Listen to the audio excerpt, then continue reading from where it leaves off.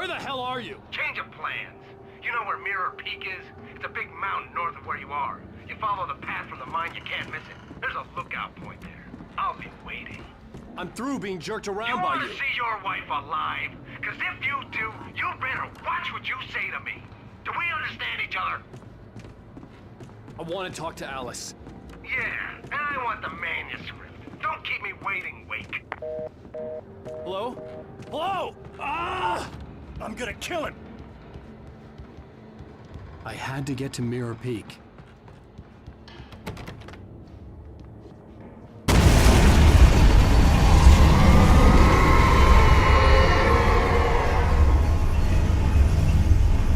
It was close. Maybe closer than ever before.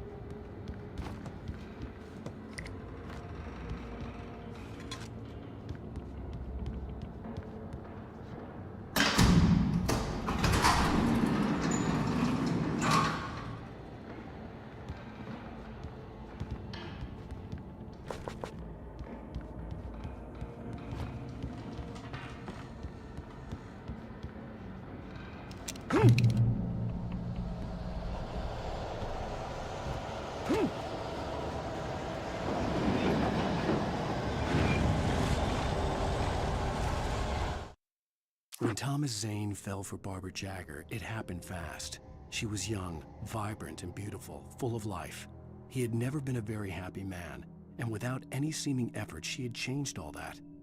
Zane felt good for the first time in his life. Everything she did was another piece of a jigsaw puzzle he hadn't even known he'd been missing. And best of all, she made the words flow, strong and sharp. She was his muse.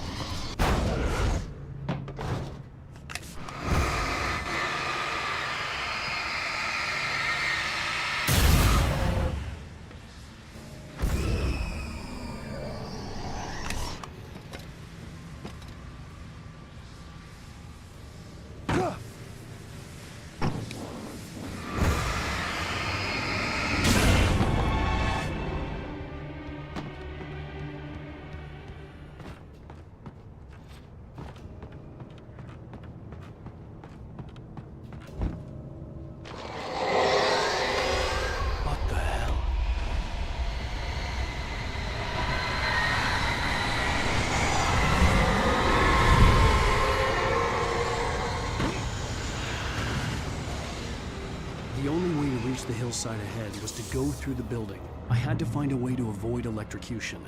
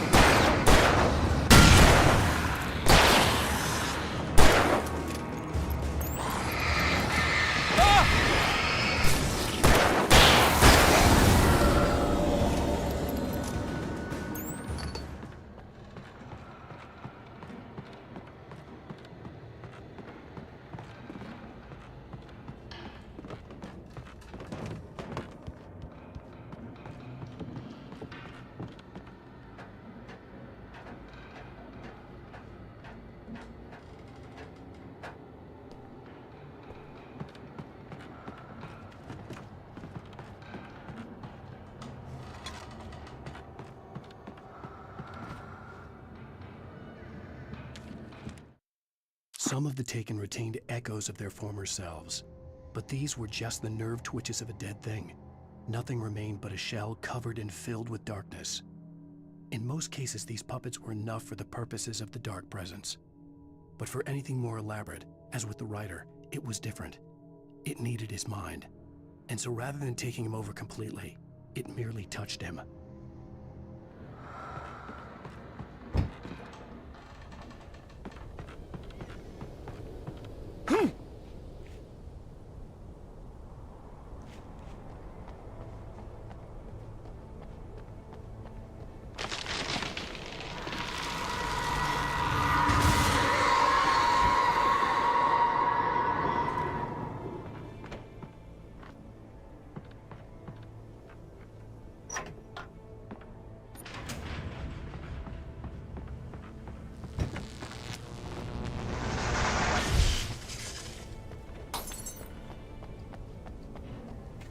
There was no way the flashbang grenades were standard power company equipment.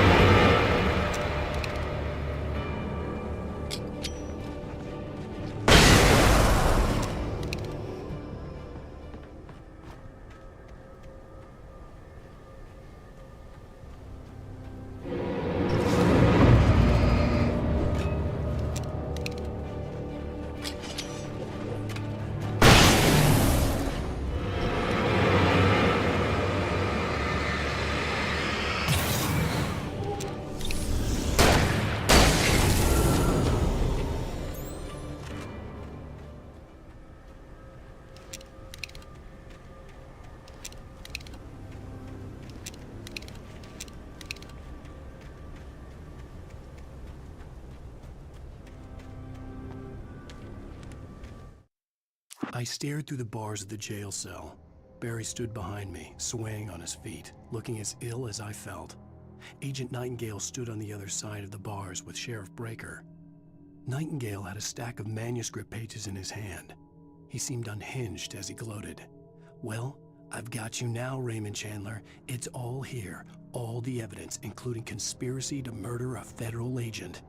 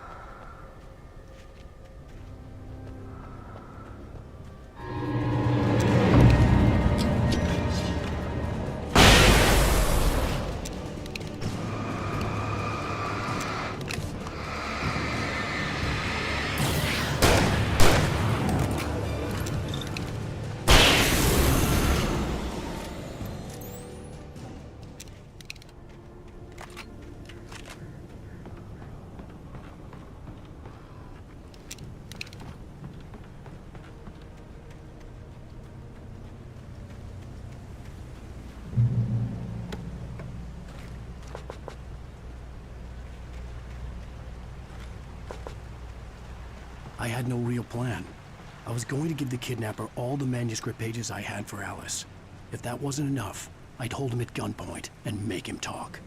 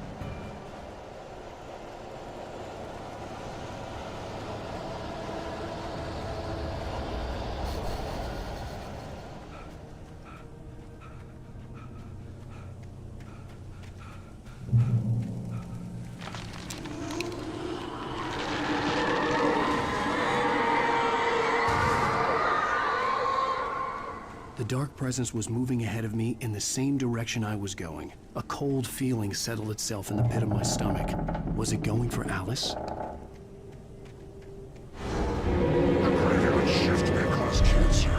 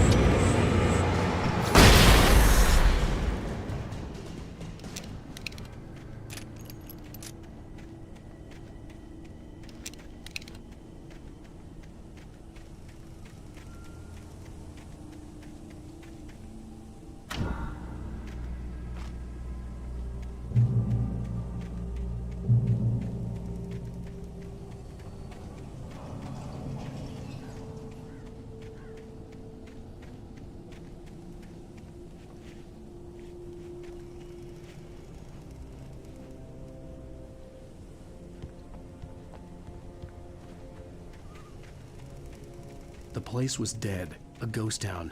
Had been for decades, maybe a century.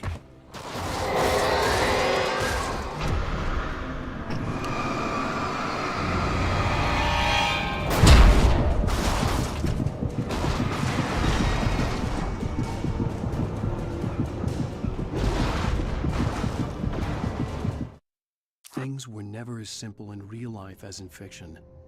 I had lost count of the times I had wished there'd be a clear reason for my writer's block. Something to fight, something to lash out on. There wasn't. I was filled with doubt. I was nothing like the hero in my books. Alex Casey had gone through his life with single-minded determination, never wavering from his goal. Even now, I was angry at myself, angry at Alice, angry at Barry.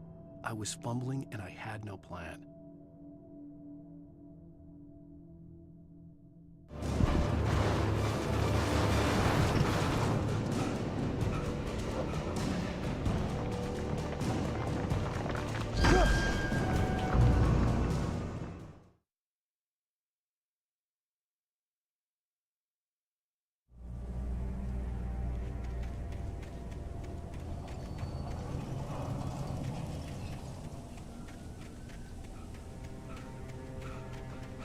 The place was dead, a ghost town. Had been for decades, maybe a century.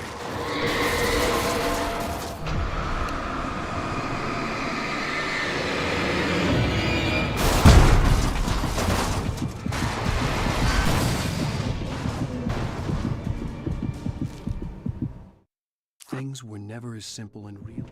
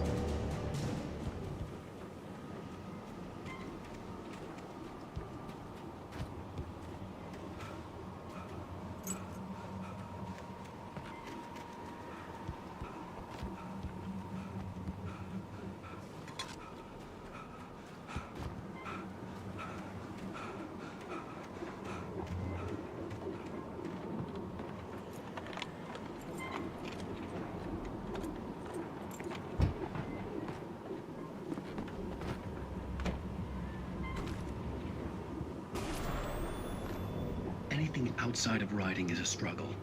I feel ill. I managed to make my way downstairs.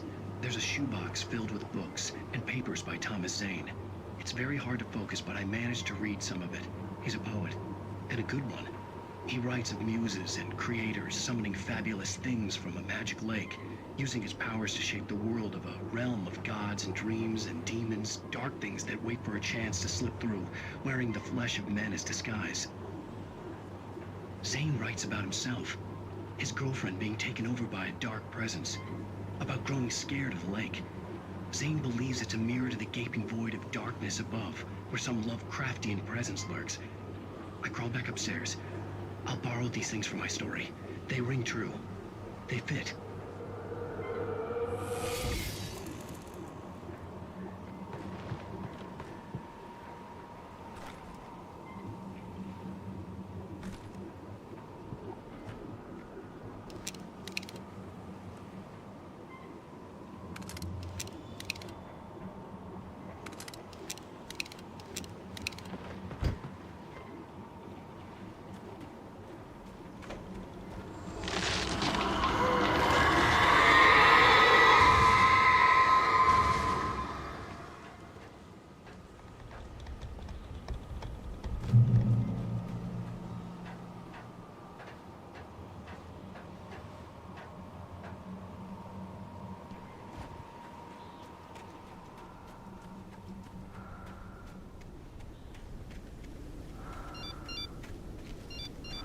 The kidnapper had sent me a text.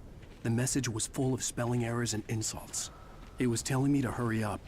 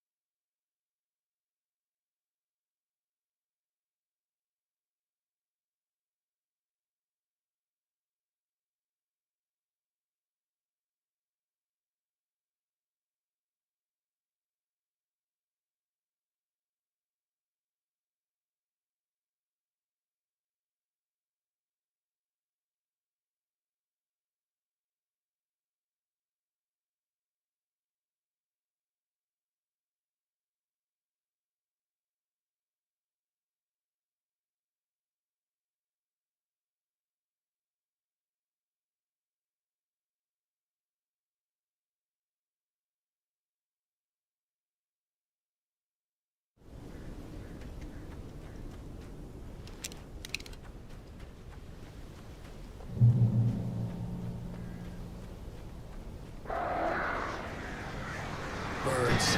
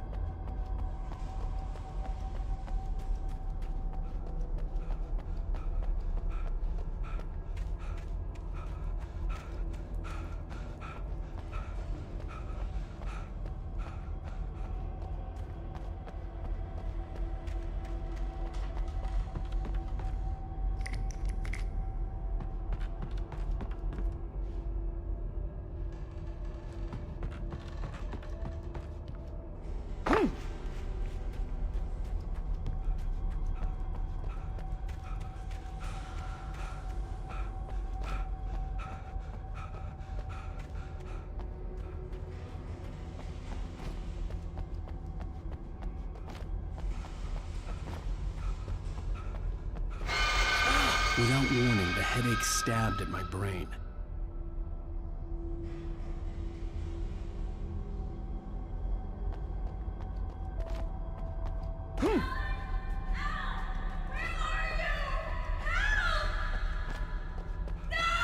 Alice?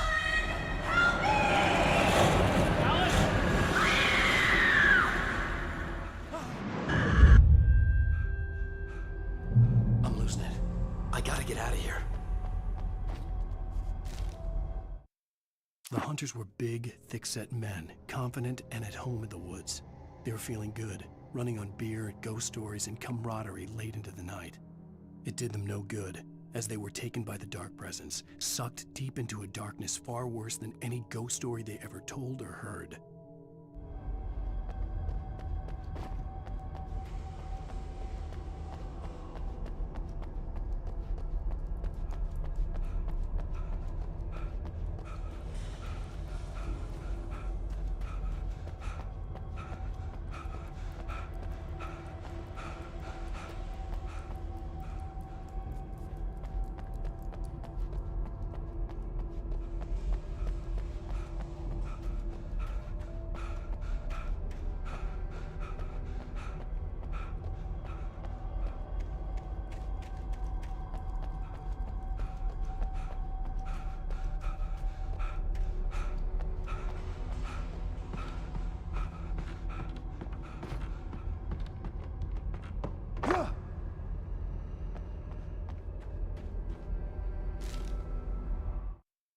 Even behind the closed doors and curtains of his grimy room at the Majestic, the local motel, Nightingale could feel the locals' eyes on him, the unrelenting pressure of their judgment. He forced it out of his mind. For all he knew, they could all be under Wake's spell already. You do what you have to do to get the job done. He took comfort from the bottle in his hand. Please, he thought, just let me get through this.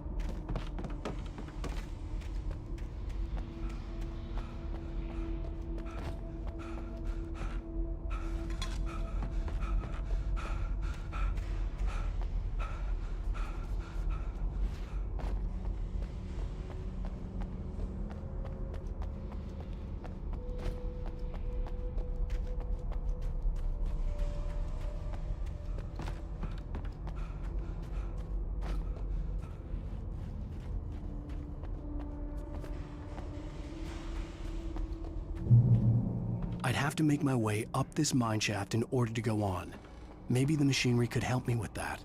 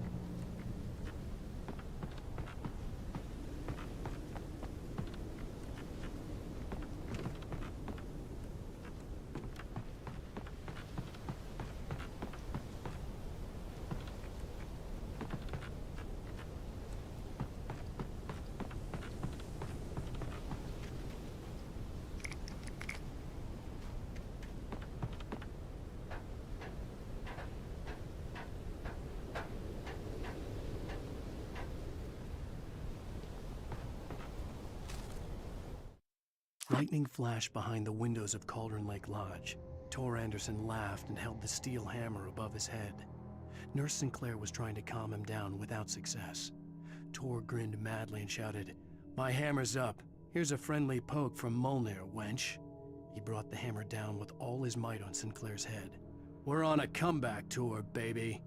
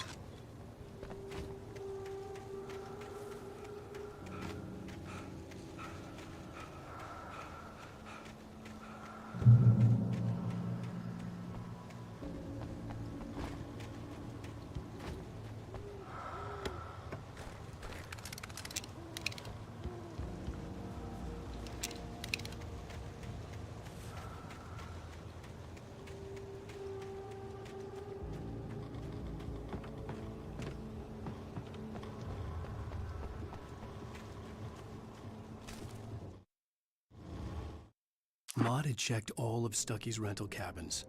There had been no sign of the Wakes. It was dark when he'd found their car parked at the end of the road by Cauldron Lake. It made no sense. They must have taken a wrong turn, but there was no sign of them, and the car had been there for hours already. Frustrated, Mott stood on the rotten ruin of the footbridge that had once led to Diver's Isle before it sank beneath the waves years ago. The boss wouldn't be happy.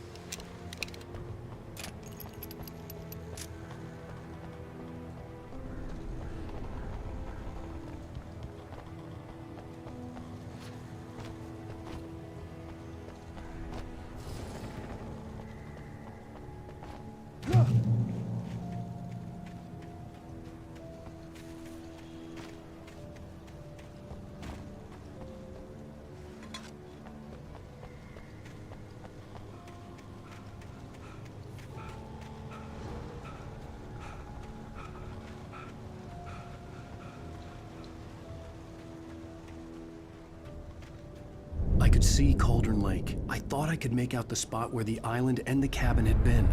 There was a light near it. It had to be a boat.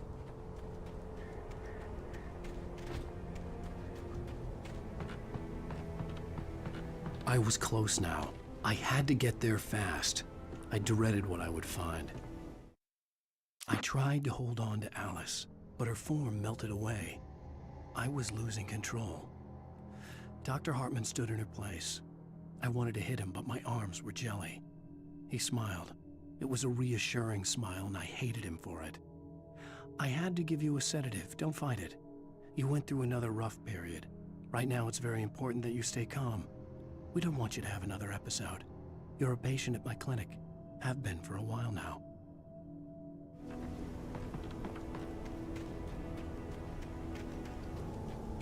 Wait! Are you? Wait! Hey, I'm here! I'm coming! No! Get away! Sorry. Please, lady. The boss didn't know who he was messing with. I didn't know. I swear I didn't know. We don't...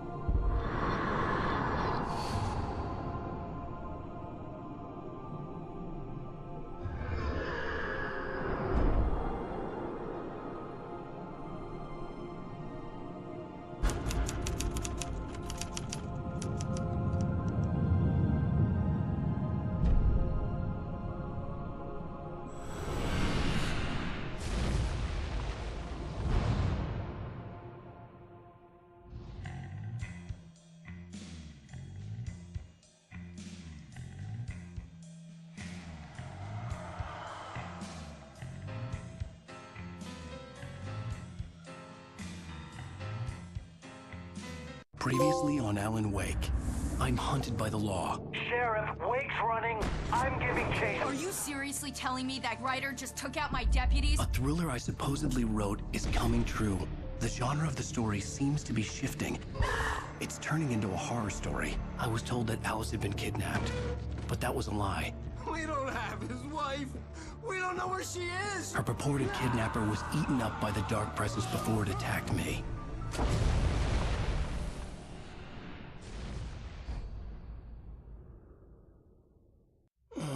Alan, shh, baby.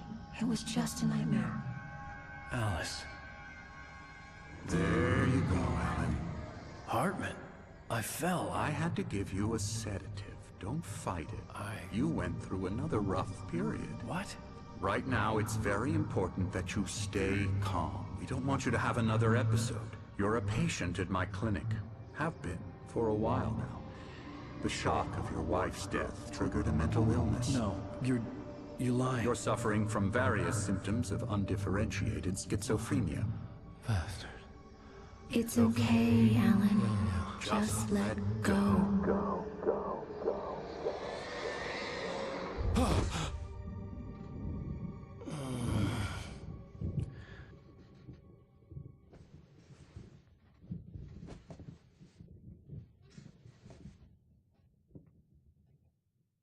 I felt groggy.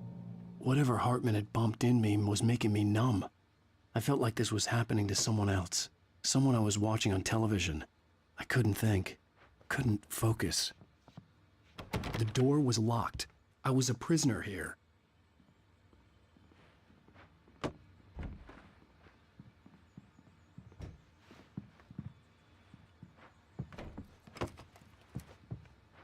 Good evening, Alan. Are we feeling better now? Feeling calm? Yeah. I see you brought your pet gorilla with you. So sure, I'm calm. I get the message. Loud and clear. Quite right. That's the spirit. You're being very brave, Alan. I understand you're confused. I would be more concerned if you weren't suspicious of me. I don't blame you for it. Big of you. Now, why don't you come with me? We'll reacquaint you with my clinic and go over everything you might have forgotten. Little walk and some fresh air? Yes, it will do you good. This corridor is for patients. Most of them aren't here right now. Jack took them out for a fishing trip, except for the ones who are particularly vulnerable, of course. I encourage creativity as a part of the recovery process here at Cauldron Lake Lodge. I specialize in treating artists. I bet you do. Splendid, Alan. I honestly believe we can get this thing under control if we work together. This way, Alan.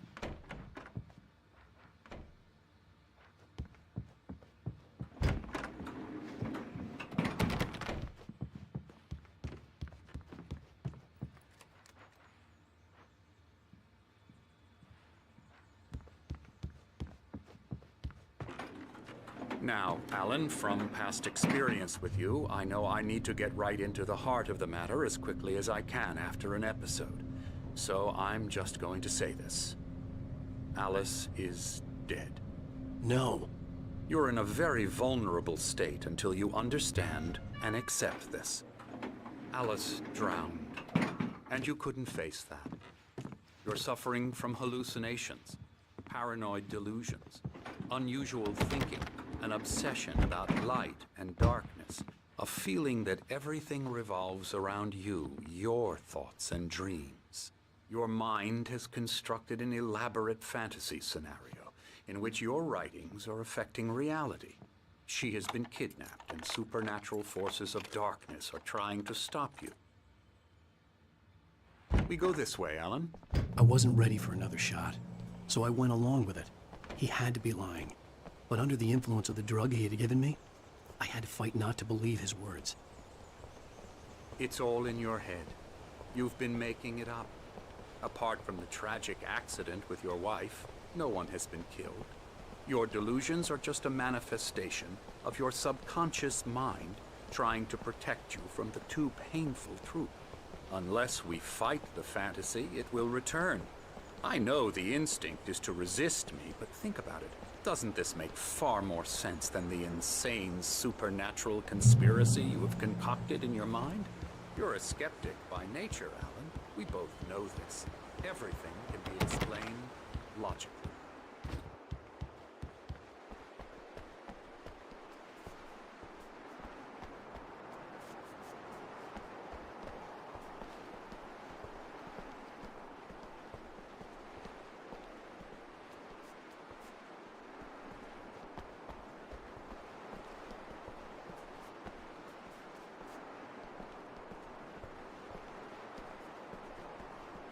I never get tired of this view. Very inspiring, isn't it? Cauldron Lake spread below us. I could see Mirror Peak on the other side of the lake. I thought I could make out the spot where Diver's Isle had been when I arrived with Alice. Now there was nothing but waves. It seems there's a storm coming. Funny, I don't recall there being a mention of that in the weather forecast. Well, no matter. This way. Follow me. Alan, what I'm telling you is good news. Right now, we're in control. Every time you have a relapse, it gets more and more difficult to resurface from the dark depths of your imagination. Not surprising, considering your profession. Imagination is what you work with. After all your nightmares, this should come as an immense relief to you. If it doesn't, why is that? Because I'm lying? Or because you don't want to admit that you're not well? It's very natural for you to think of me as your enemy. It's part of the illness. I let him talk. After all, Hartman I'm the obviously one loved trying his to own bring you voice. out of the His world words you've echoed constructed madly for inside yourself. my head. But I I can't dug my do nails it into by the palms of my myself. hands to stay You need focused. to work with me. Once you accept that, we can begin the journey towards your recovery. Come along. Let's go inside. Here's the entrance to the office wing. That's for staff only. You were impressed by my trophies when you first arrived here. I do love to hunt. The great outdoors, man versus nature. It's wonderful stuff. Pretty damn wonderful, yeah. Scary, scary, scary. Oh, hello. I've painted you. Okay.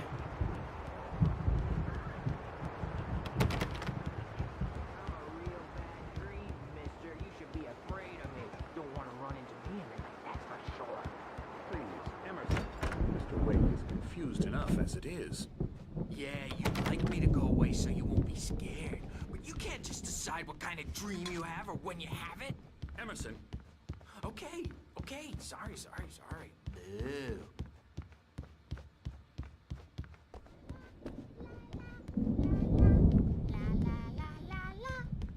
Elbow strike. Ooh, yeah. Get him to the head.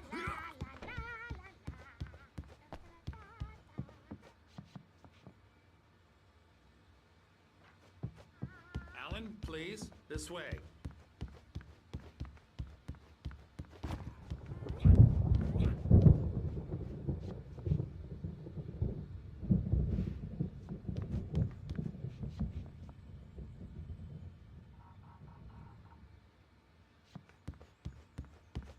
Now, you might have noticed the typewriter in your room. You've been writing as a part of the therapy. As soon as you feel up to it, you should continue.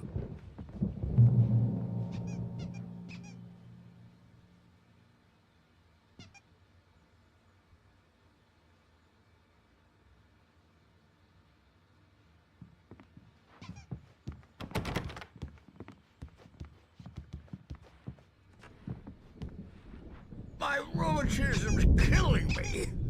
There's a storm coming. Oh, what a storm. I hope it wipes this place off the face of the earth. And these two are the Anderson brothers, Odin and Thor. They had how should I put this? A heavy metal band in the 70s and 80s called Old Gods of Asgard. They even adopted new first names to complete the image of Viking gods. After the band broke up, they lived on a farm nearby. They are, well, in advanced stages of dementia. They're well cared for, TLC and all that. There's nothing more that can be done. I'm afraid that the rock and roll lifestyle has left its mark. Oh, that won't do. I'm so sorry to cut this short for now, Alan. The power has been acting up. I'd better go check on it. We'll continue this soon. Meanwhile, when you feel up to it, return to your room and try to write. It really is for the best. Don't you think? I'd like to bash his head in with a hammer. Oh, he'd love to fish out our secrets, but he has no clue. He's not crazy enough. Not crazy like us, Sonny. Yeah! Being crazy's a requirement, Sonny. Who else could understand the world when it's like this? It takes crazy to know crazy. That's the sanest thing I've heard in a while. Zane! You're all right, Tom. Hey, we like him, don't we, bro? He's got to go to the farm. The Anderson Farm. Valhalla! We wrote it all down, lest we forget. A crash course. All you need to know to get your head right. You need to find the message. Here, Sonny, here's something for you. Gave me a rash, but I kept it safe from these bastards. My head was clearing up, or according to Hartman, I was sinking back into the fantasy. I was convinced he was lying to me about everything. Crazy or not, the Andersons made more sense. Zane could feel the poems, taking form, shaping things. As he experimented, he imagined he could almost feel the power surging through the keys of the typewriter. It exhilarated him. But there was fear, too. If not for his young assistant Emil, he would have given it up. But Emil convinced him otherwise. He too had a way with words.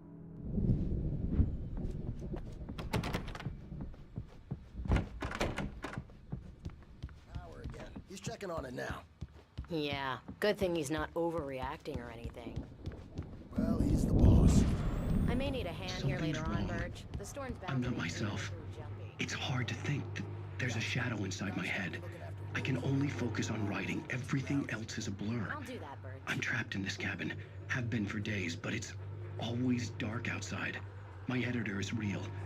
I saw her again. She's not human. It's not human. A dark presence is wearing the old woman's face. She was covered in clinging shadows. There's a hole in her chest where her heart should be. think I've made a horrible mistake. I don't think I'm any closer to saving Alice. It's been lying to me, using me to get the story it wants, and the story will come true.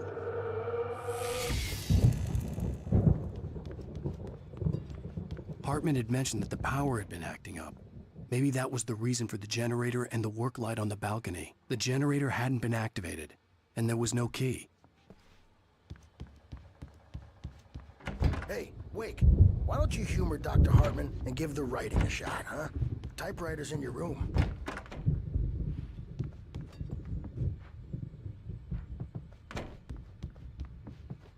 The white glare of the blank page in front of me hurt my eyes. My hands began to shake uncontrollably. Everybody, calm down. Put that down. Bert, I need help. Hey, Wake, you stay here. I'm gonna go see what's up. You just keep doing what you're doing. Be cool, okay?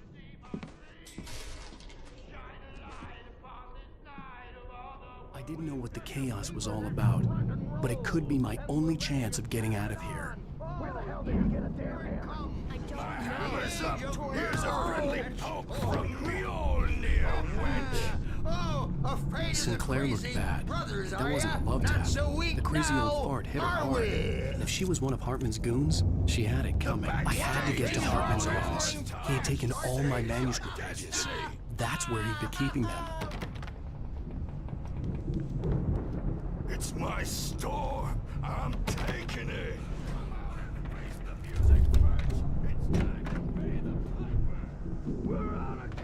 The markings on the tape said they were recordings Hartman had made at the sessions with his patients. I saw Alice's name on one of them. For a moment, I couldn't breathe right. Now, Mrs. Wake, can you tell me about Alan's problems? He's more and more out of control all the time. The parties, he's so angry all the time. He's getting violent. Do you mean with you? No, not with me. No, never. Sometimes I almost wish Alan would take a swing at me, because at least that'd lead to a conversation he couldn't just march out of. But no. Alan doesn't really sleep. And the work, well, he's not writing at all. He sits there for hours and just gets more and more frustrated. And I can't talk to him. Yes. Tell me, Mrs. Wake, what would you say to him if he'd listen? I don't know. I want to say, I look at you, and it's not you. Just some stranger who resembles you. Looking out from behind your eyes, and I don't like that guy much. And now it's all gonna go to hell. But you don't ever say this. No. I've tried, but he's not listening. He's too deep in his own problems, always going on about something else. I'm so afraid I'm gonna lose him. And we're not even talking anymore. He doesn't let me in anymore. He just keeps me in the dark. I'm so alone here, even when he's home. Please help me, Doctor, because I'm at my wit's end. Well, if you can just get him here, I'll absolutely do my very best. Yeah, but Doctor, you need to be careful with him. He's not just going to listen to you and cooperate. He's the most stubborn man I've ever met. Well, I'll be sure to bear that in mind. Hearing her voice, what she was saying made me happy and sick and guilty all at once. Worst of all, I recognized the words. The phone call from her. It had been a cut-up of this. Just a recording.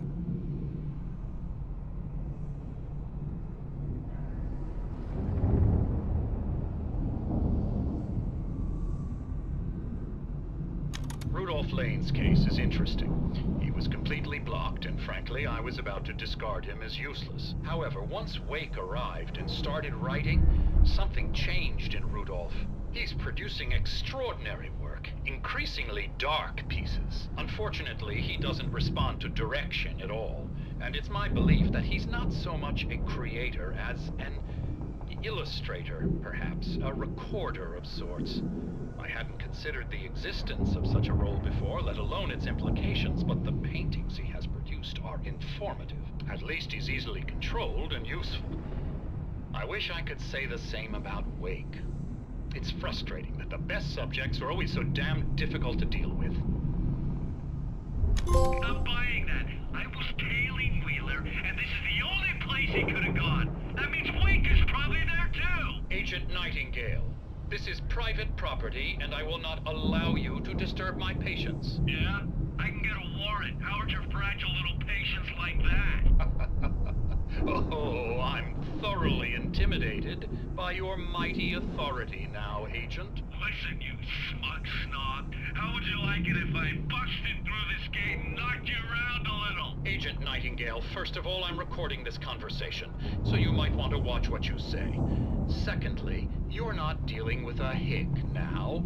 I know the law, and if you can get a judge to grant a warrant, I'll be glad to cooperate. But you won't get one. Be advised that any further communications with me are to be made through my lawyer. I don't believe this. Good day, Agent. Yeah.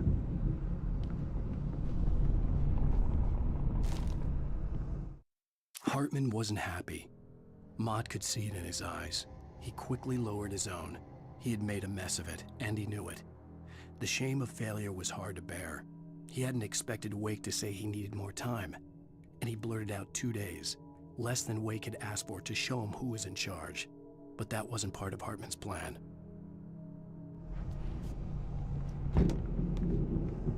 Let me out of here! Hartman, do you hear me?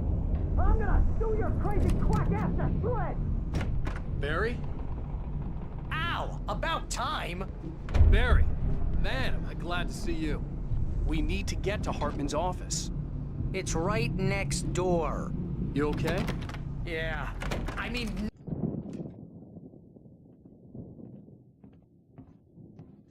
These were all the pages I had on me. And more.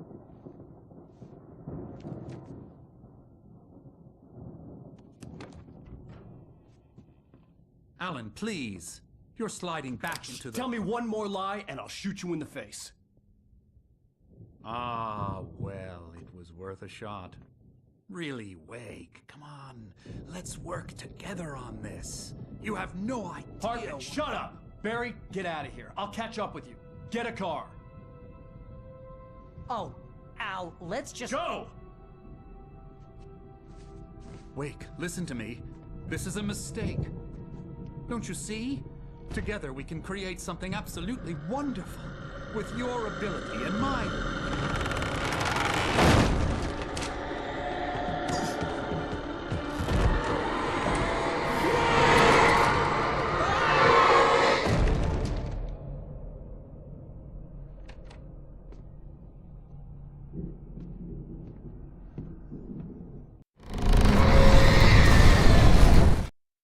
Hartman followed the fall of Alan Wake with his binoculars. When the rider hit the water, he ordered Jack to take the boat to him.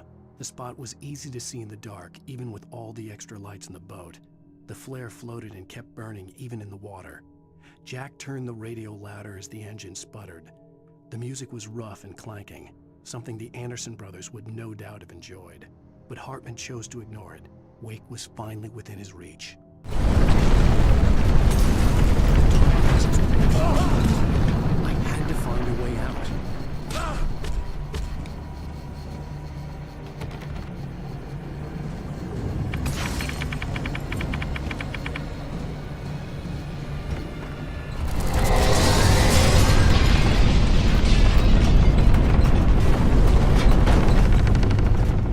I needed light to get the possessed bookshelves out of my way.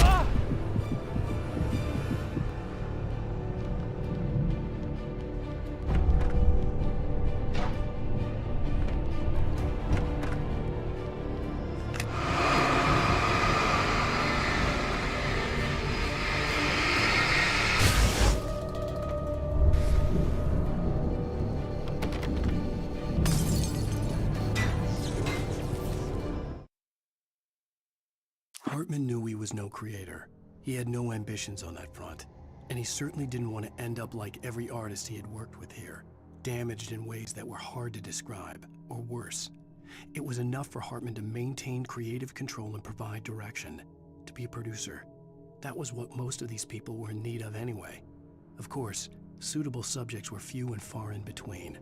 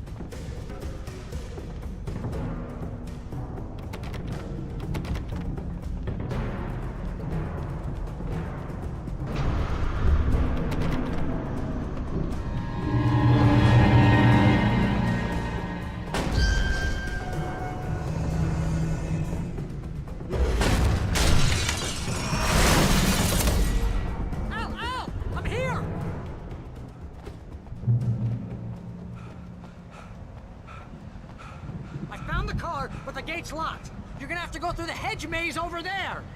Barry, I don't have a light. Take this, Al. Oh, God! Look at the house, Al!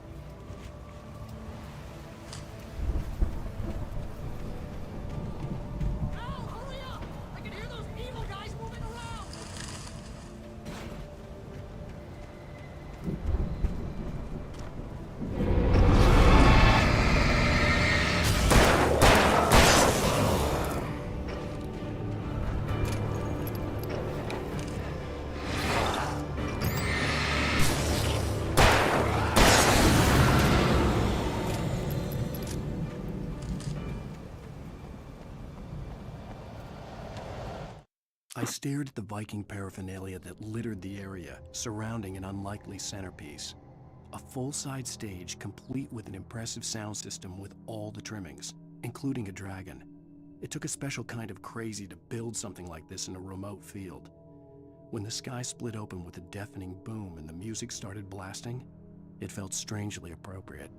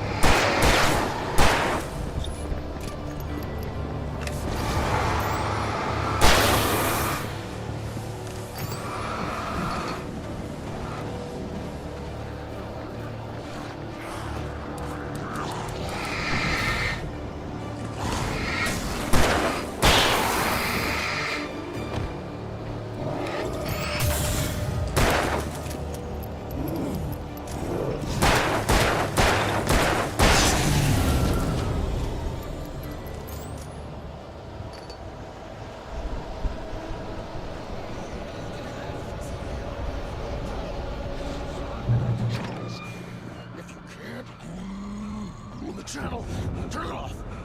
We don't want any fighting. It makes...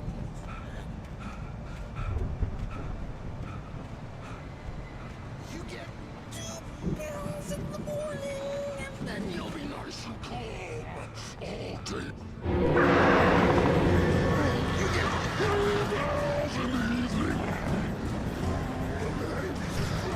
You'll sleep like a baby.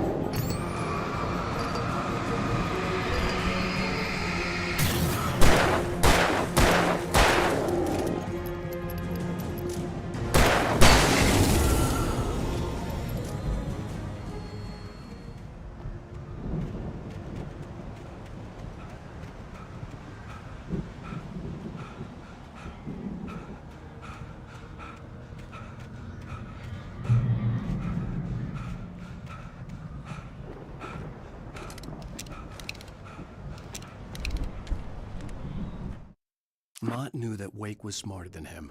Wake had more money, a beautiful wife, everything. And Hartman said Wake was important. That made him better than Mott. But Mott was calling the shots now. He'd expected Wake to whimper and grovel, but instead, he seemed willing to fight. Mott knew he'd gotten under Wake's skin. If only Mott actually had his wife. The thought made him shiver.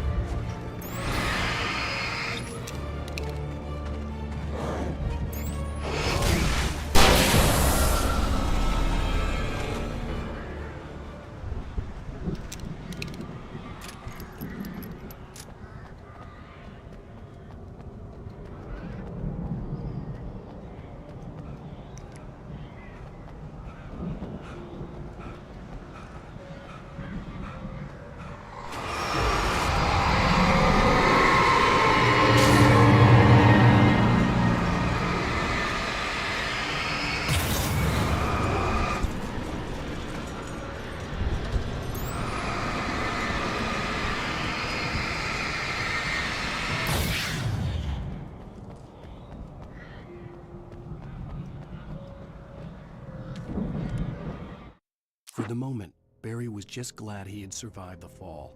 He had been separated from Al, and there was no easy way to climb back up. He told himself he'd be okay in the gloomy forest at night. He would just have to wait for a while for Al to find his way down. Barry turned when he heard the heavy footsteps and saw the movement.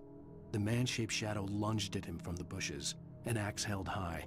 Barry screamed and threw up his hand. The world exploded.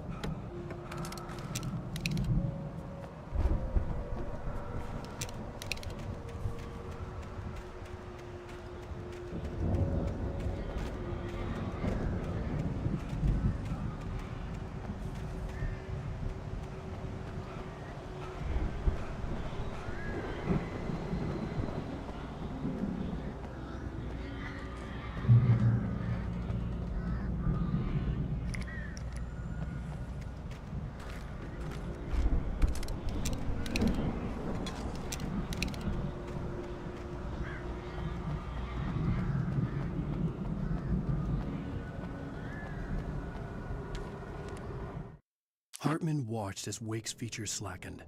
The man was bullheaded, no doubt. Even lying on the bed, he'd almost broken Hartman's nose the second time. But with a little time, he could break Wake down, give him proper direction. Wake was easily the most promising subject he had had. Well, since Tom, really. "Sleep well, Alan," Hartman whispered with a smile. "Let me take care of you." He sniffed hard to clear his throbbing nose, swallowed blood, and barely tasted it.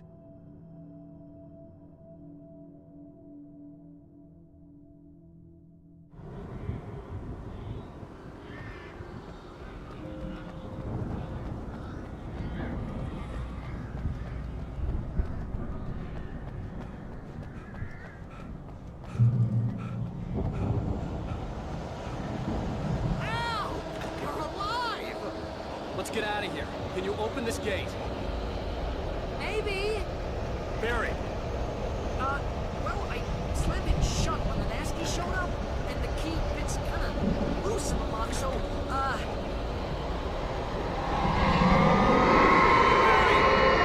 find it! Don't worry about it!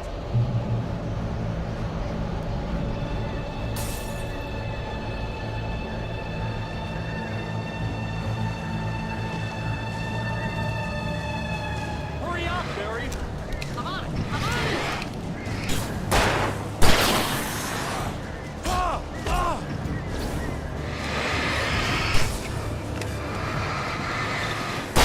I'll see here!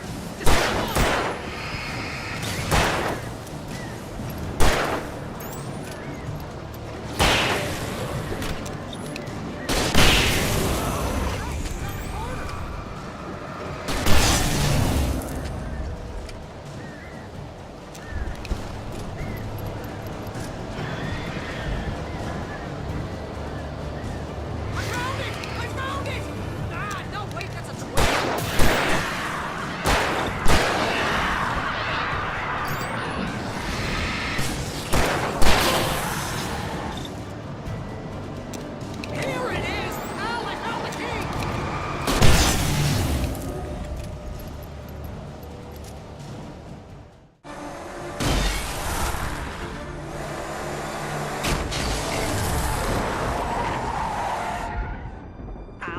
please tell me we're headed for the nearest "You're now leaving Bright Falls. Come back soon" sign. We're going to the Anderson farm. I knew you were gonna say something like that. You know what? You owe me big time for this. When this is through, if we make it, I don't care what anybody says, I'm done with darkness. You're gonna buy me a tanning bed as a gift, and I'm gonna live in it.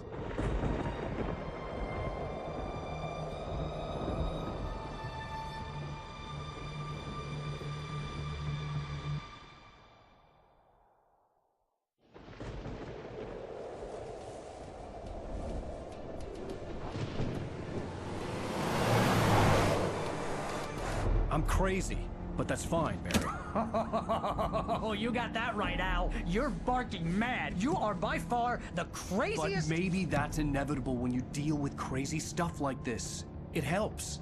This is happening, Barry. Alice, they never had Alice. She's trapped in the darkness at the bottom of the lake, but she's not dead. Al, how can you know that? I know, Barry. I can... Al, No, listen. I can bring her back. I can find her.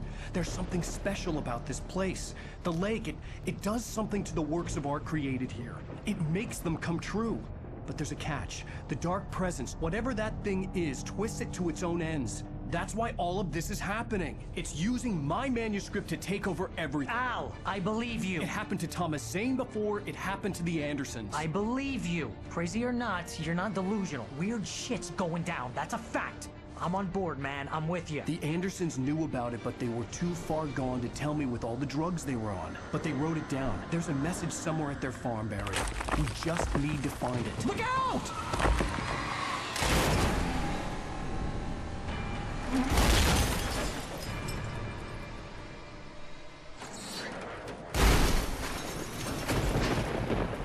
Al!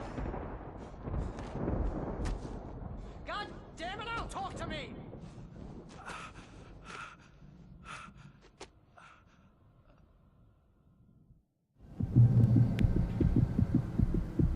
I had lost my gun in the crash. Barry was nowhere to be seen. Barry! Barry! Oh, man, you're okay! Jeez, it's good to hear your voice! I was trying to get out of the car, but the ground gave way.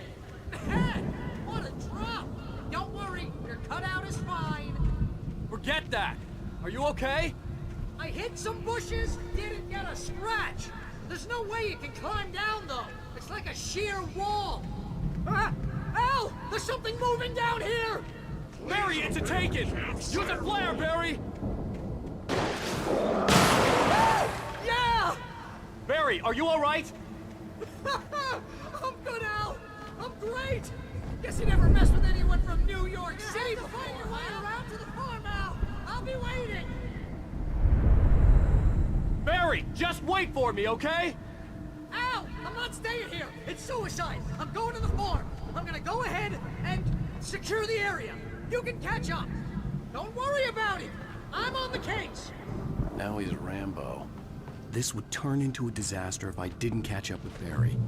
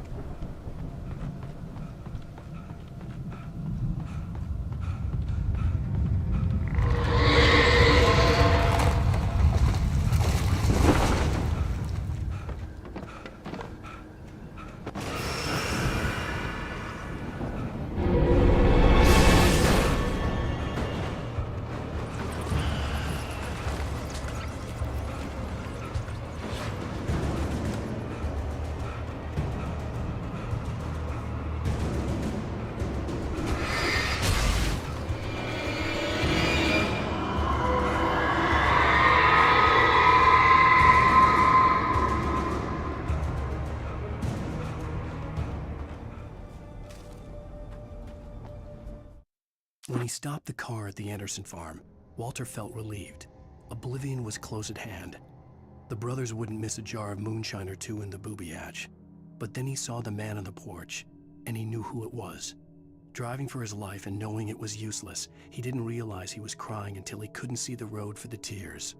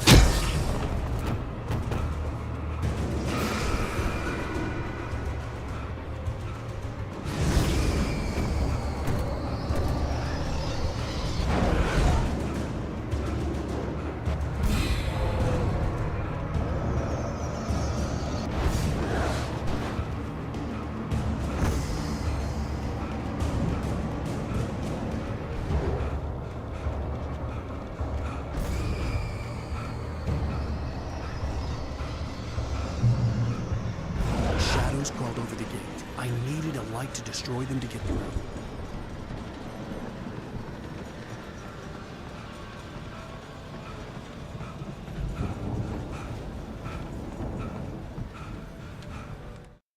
Agent Nightingale stared at the passed-out rider. The man was sleeping off one hell of a night.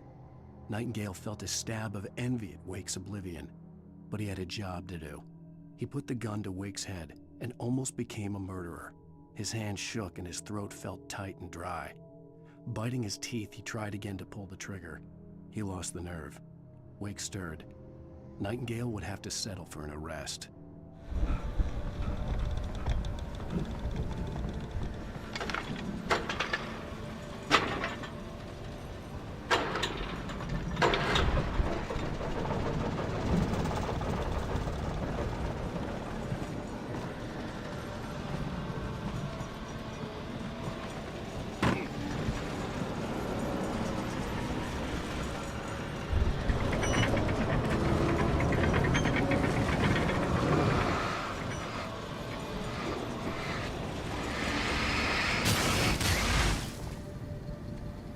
I could sense the movement in the woods ahead.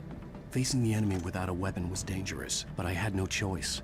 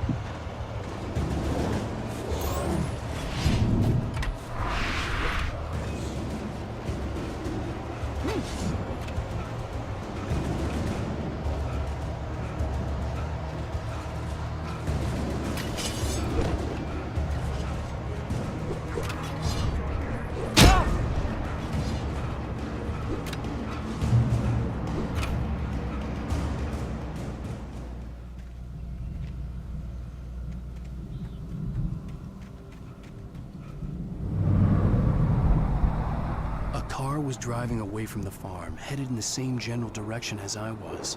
For all I knew, it was Barry, caught in the consequences of leaping before looking.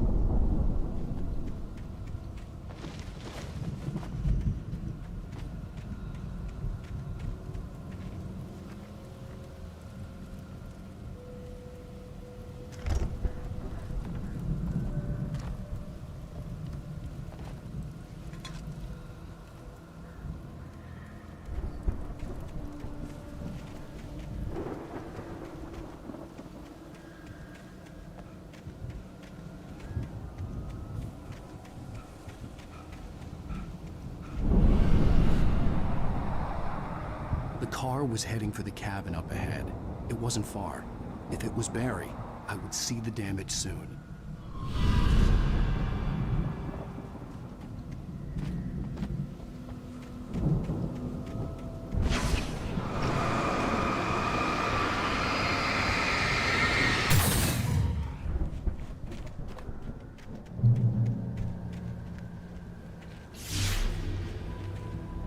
I'm trying to deliver each page to the right time and place. I'm trying to show you how the story goes. I had seen glimpses of the light before. I had seen it in my dream. It was a strange spaceman or a diver in a bulky suit. He was the one who'd been placing the pages on my path. The dark presence followed the choreography laid out to it in the manuscript, growing stronger and stronger, moving like a storm from one scene of destruction to the next. But it was still bound to follow the story and chain to the dark place it came from. When the story reached the end it longed for, it would finally be free.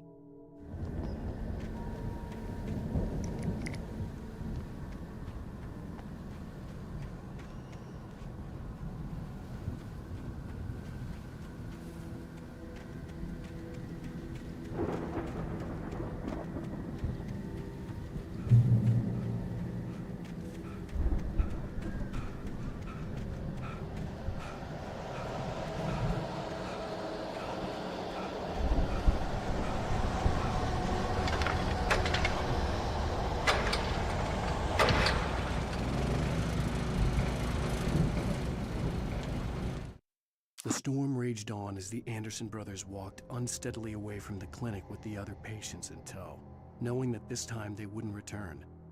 The darkness around them seethed with horrors, but Tor and Odin were unafraid. Their eyes glinted with guile. They knew every secret path, and there was blood on their hands. They had fought these shades before. Someone had left a gun behind. Now I had a fighting chance of reaching the farm.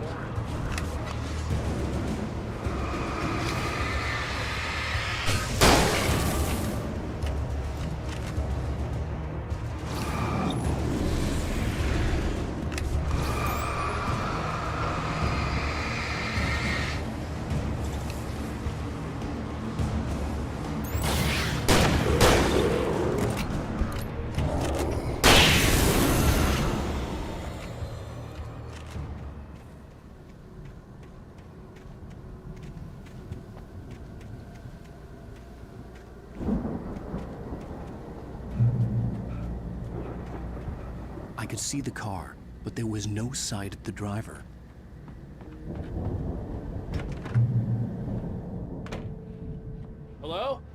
Anybody here? Barry! No! Danny, you're not! Please! What are you? No! Don't! I'm sorry!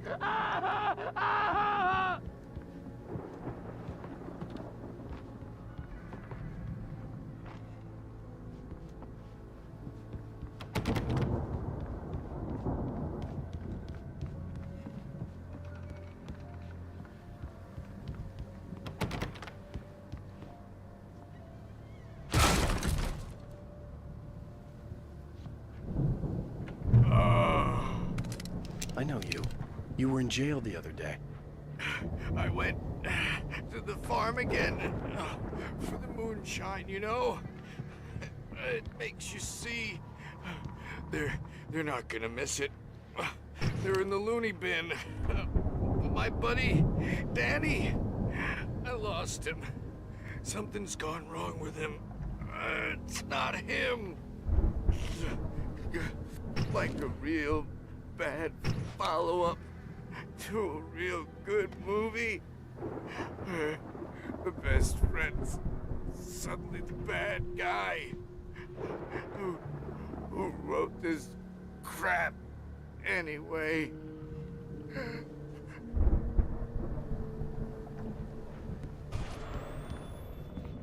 I've run through every possible course in my head. If I continue like the Dark Presence wants me to, the story I'm writing won't save Alice. It's a horror story, and it's going to kill her, and me, and everybody in this town. No one will survive. Darkness will consume everything. This is what it's wanted all along. It will be free, unstoppable. It used Alice to get to me, dangled her in front of me to keep me going. It was never going to release her. I'm going to change this. I'll escape. I've written myself into the story. I'm now the protagonist. This feels like a terrible risk, but it's the only way to save Alice. I'll be bound by the events of the story just as much as anyone else who's been woven into it. The story must stay true for this to work. There have to be victims along the way. Near escapes, cliffhangers. In a horror story, it can't be certain that the hero will succeed or even survive. He almost has to die. I'll write my own escape into the story next. I need help. Zane's going to be the one who will help me. I'll make it happen.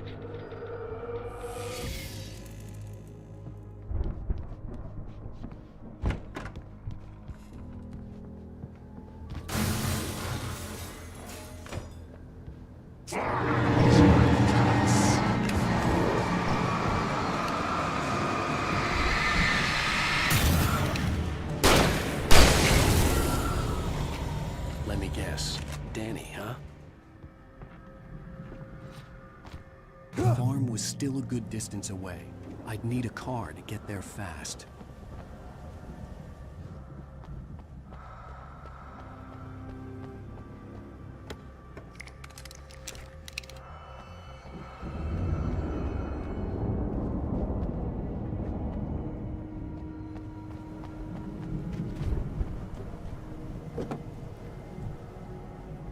If Barry wasn't up here, he was probably in trouble down at the farm.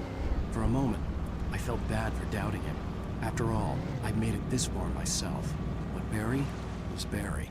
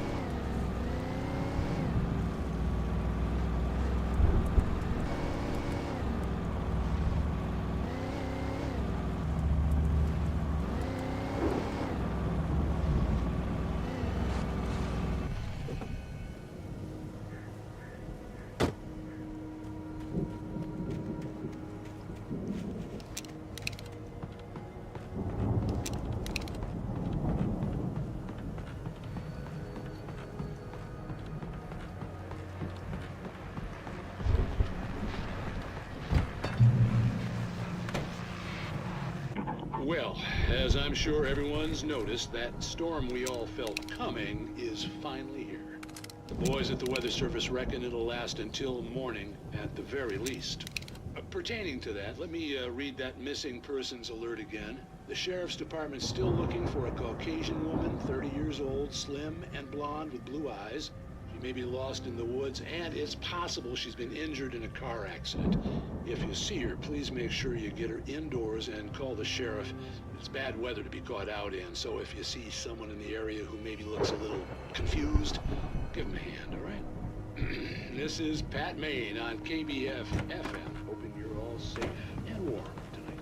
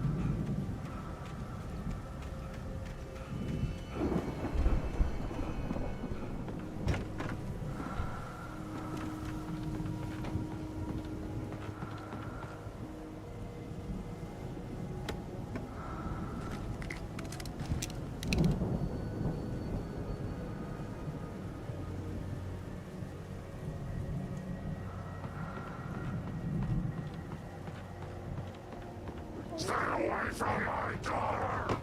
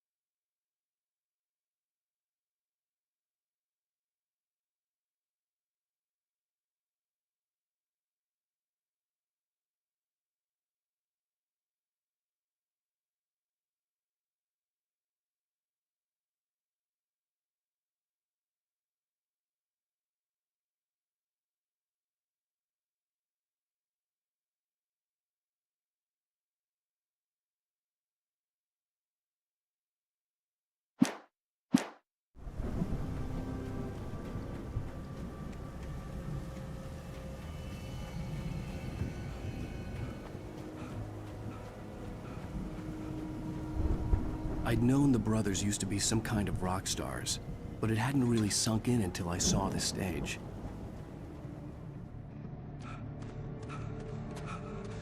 Ow!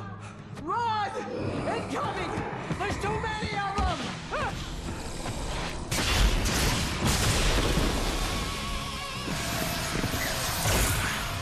God damn.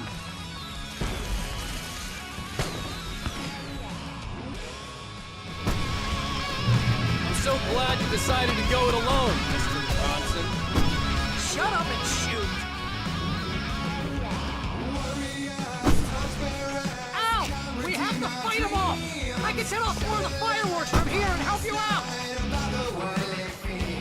Hey, Al! You notice there's a lot of ammo and stuff around? This place is stopped! Al, hold on! I'll try to get the stage lights on!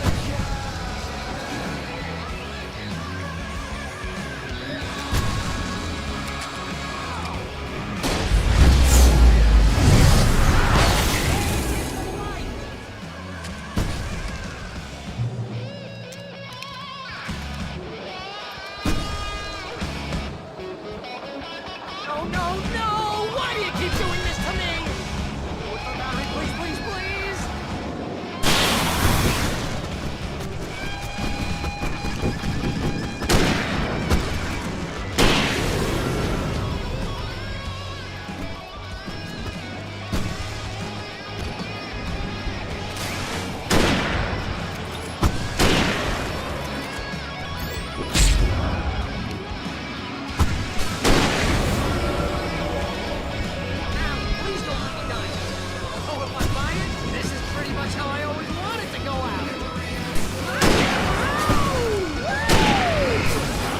This may be the most awesome moment of our lives. They were trying to kill us. That's the high point of my life. Really? Children of the Underground! Enjoy it!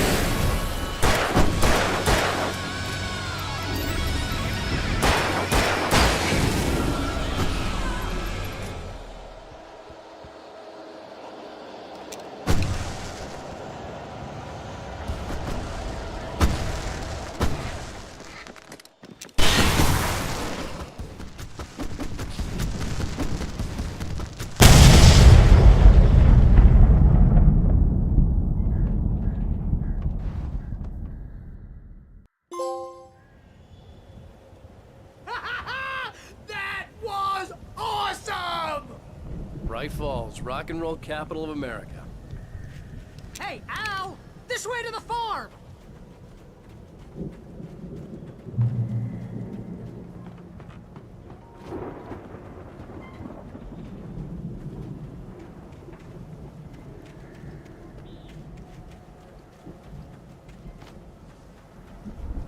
See, bestseller? No reason to worry. Your cutout's good as new, right where I left it.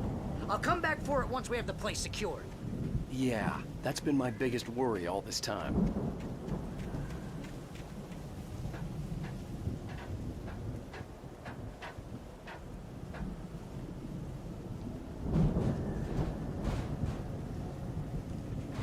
Hey, I think Alan Wake here has something to say.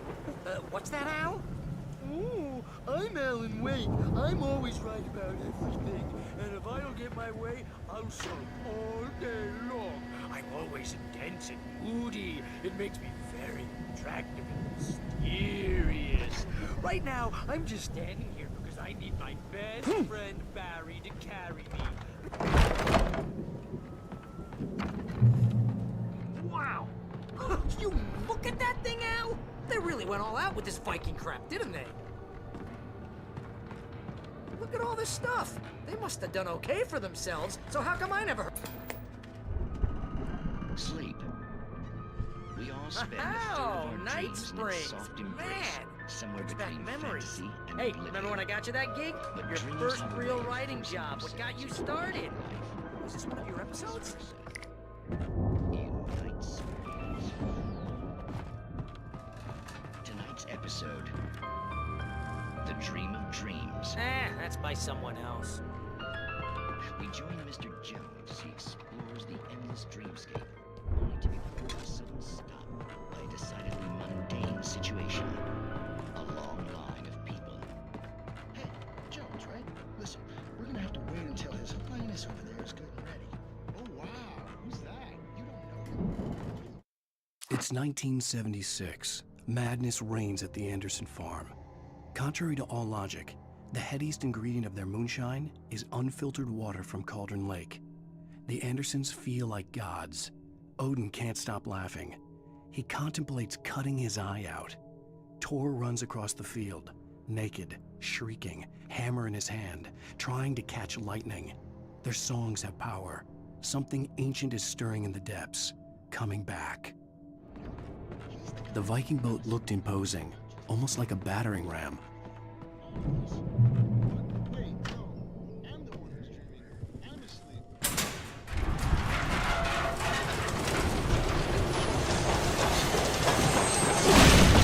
Oh, good going, Al!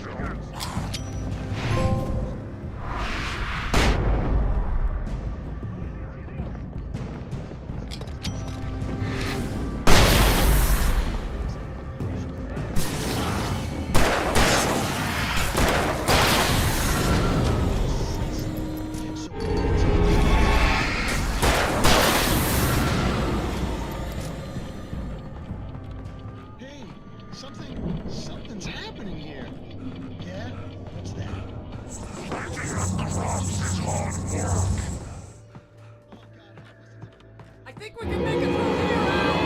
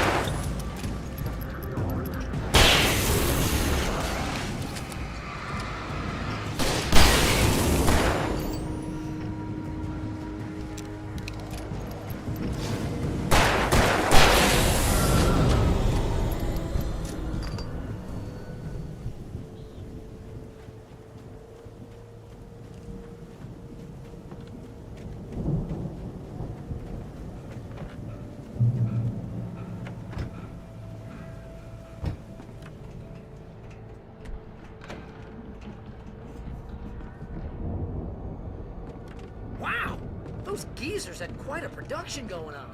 Ooh, you know what, Al? If we make it through this alive, I'm gonna start representing them. Yep, sell this stuff online, maybe get a reality show going, release a new single. Good luck with that, pal. Hey, you find us a way out here, okay? I'm gonna take a closer look at this stuff. Be careful, Al!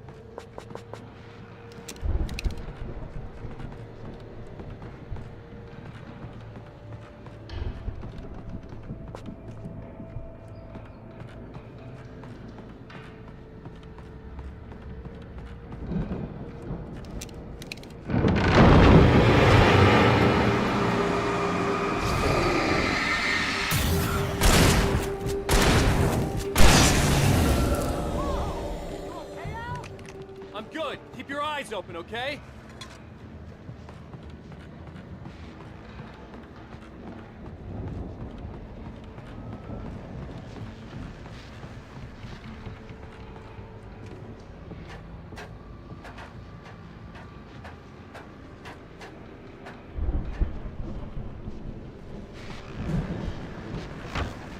As you regular listeners know, I tend to work through the night, but I'm not the only one. Deputies Mulligan and Thornton are taking a couple of moments off their busy schedule to join me here in the studio. Boys, how busy are you now? Deerfest is almost here, isn't it? I bet that keeps you in business. Pretty busy, yeah. Actually, Pat, we've been real busy with other stuff, which concerns an ongoing investigation. Can't talk about that. Say anything. Say we got to know whether I am for the crime and how much. I could see the building that had to be the Andersons' home on the other side of the field. It wasn't far now. I wasn't worried about trusting the ramblings of two burned-out geriatric wrecks. They had the goods.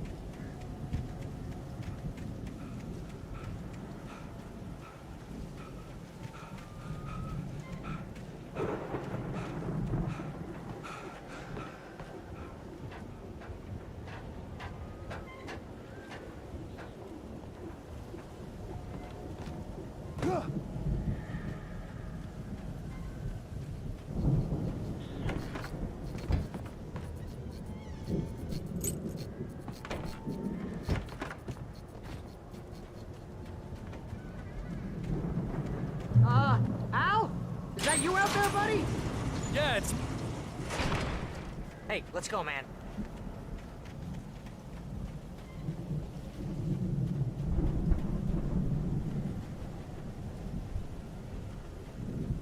I think we're gonna have to work together to open this gate, Al. Looks pretty heavy. Ah! Hey, I think that's the farm on the other side of the field. We're almost there. This farm is a crazy place for crazy people. We should feel right at home then.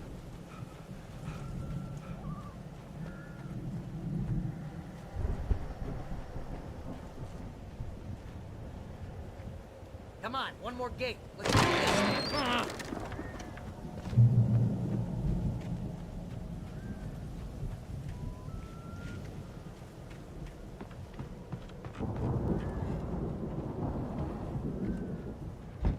The lights are out. I guess we better check the fuse box.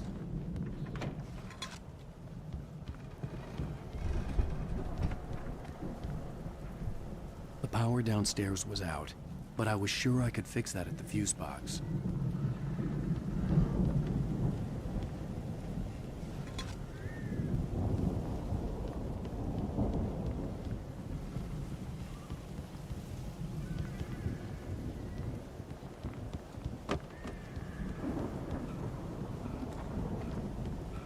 You know, this place looks kind of lived in. I thought the Andersons were in the booby hatch.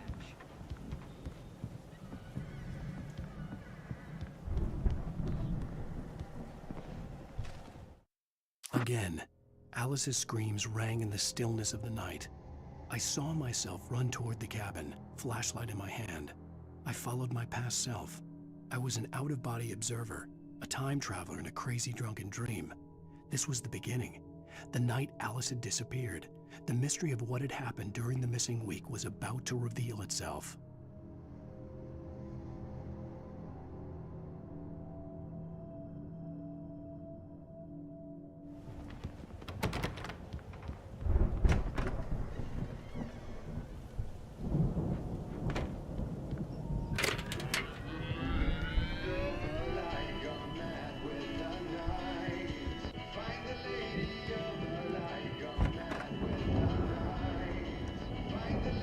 You hear that, Al?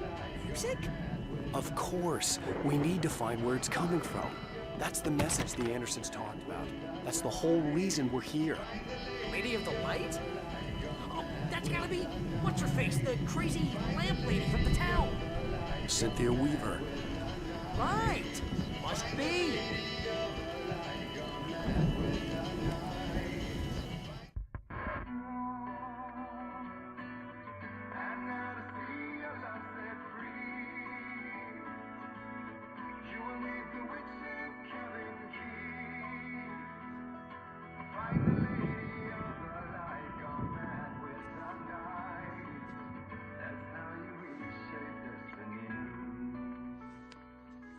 Okay. We need to find Cynthia Weaver. We'll stay here for the night and head back to town as soon as it gets light.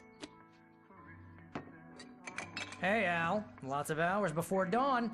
Might as well get some rest. And by rest, I mean drunk. Come on, Barry, this is... Yeah, what the hell?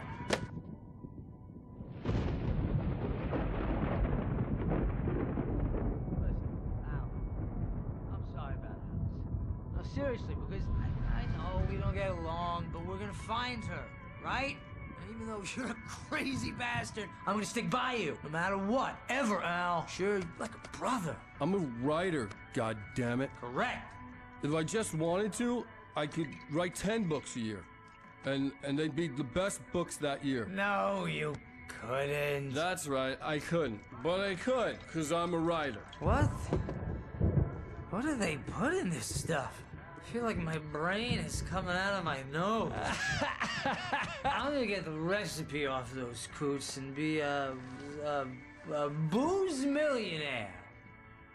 I just miss her, Barry. I just want her here with me. I know, Al. I know. It's gonna be okay. We're gonna make it okay.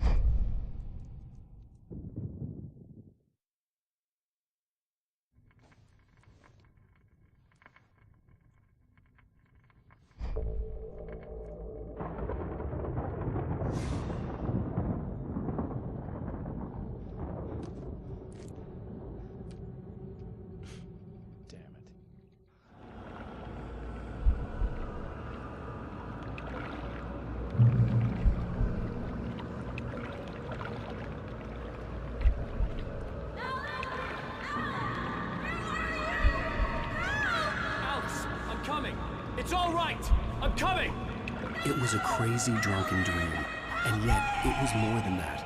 It was the truth, a suppressed memory unearthed by the Andersons' moonshine. I was there, an out-of-body observer. This was the night Alice and I had arrived at Bright Falls, the night Alice had disappeared. I had a chance to find out what had happened. I remembered being surprised to see the cabin dark. Alice would have never turned the lights off.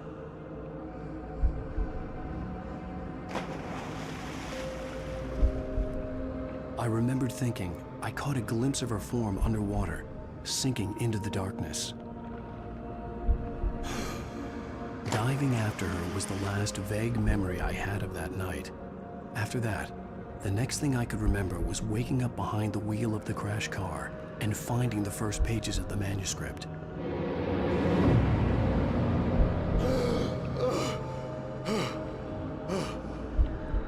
I couldn't find her in all that blackness. I must have thought she drowned.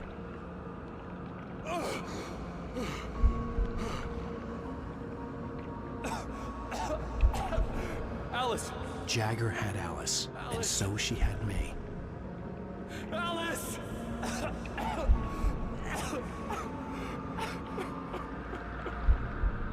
I'd been easy prey. Look at the cabin. Is there someone in a window? Alice? Maybe she didn't drown after all. Maybe she's inside. Alice! Yes.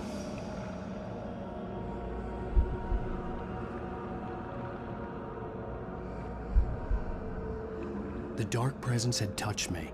She had dug her nails into my brain and used me, made me her puppet.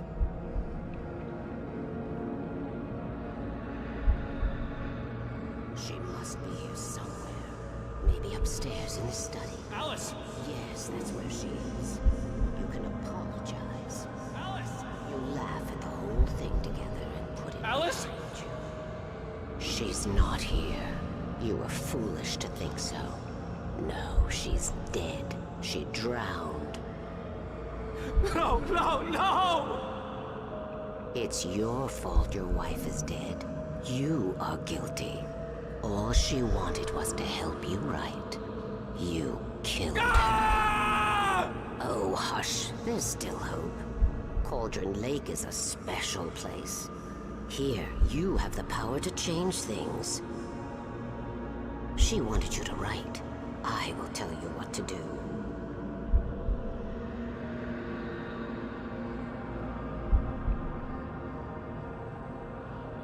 You can write her back. The story will come true, and all will be well again. She had Alice, and the manuscript was the ransom for her.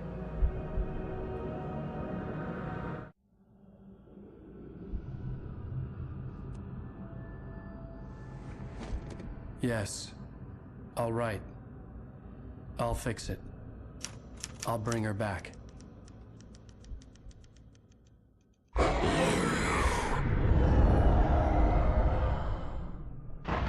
No.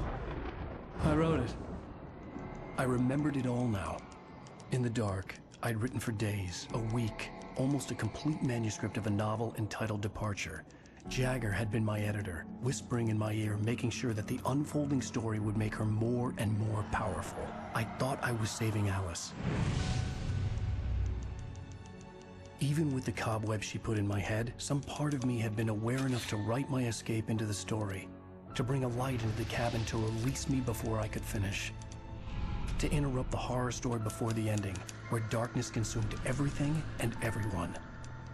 Zane was weak and far away, but I had written him into the story, and his light had been enough to set me free. It isn't here now. I'm here because it was written. I brought the light to set you free.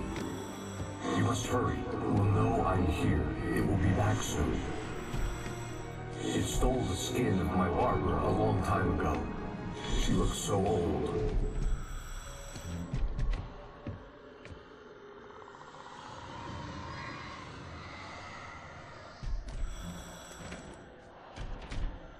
I had woken up, confused and groggy, my mind consumed by darkness and fear. All I could do was to escape.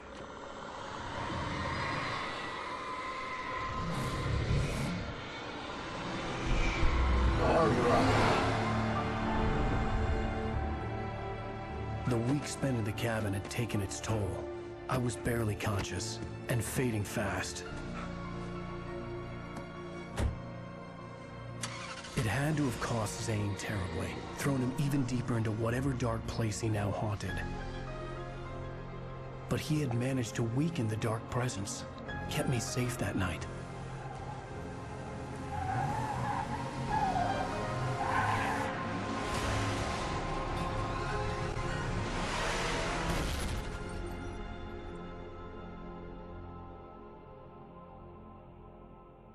I wrote it. It's my fault. That's right, James Joyce. It's your fault, and you're gonna pay for it.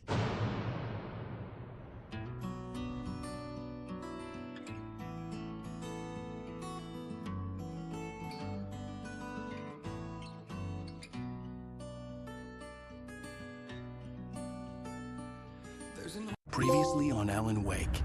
Under the influence of the dark presence, I wrote a horror story that is coming true. Jagger had been my editor, making sure that the unfolding story would make her more and more powerful. Some part of me had been aware enough to write my escape into the story. Together we can create something absolutely wonderful.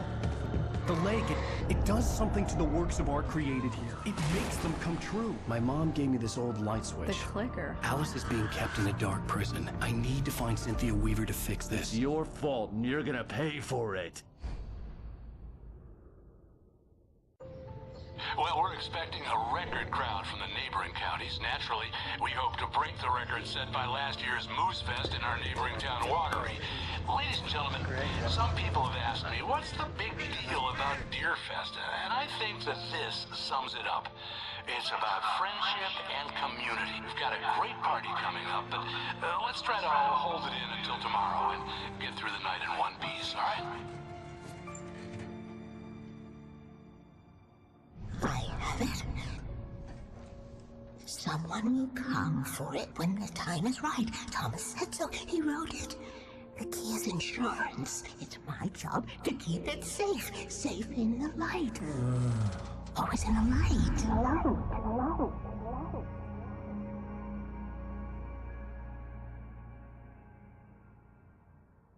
All the manuscript pages were gone. The FBI...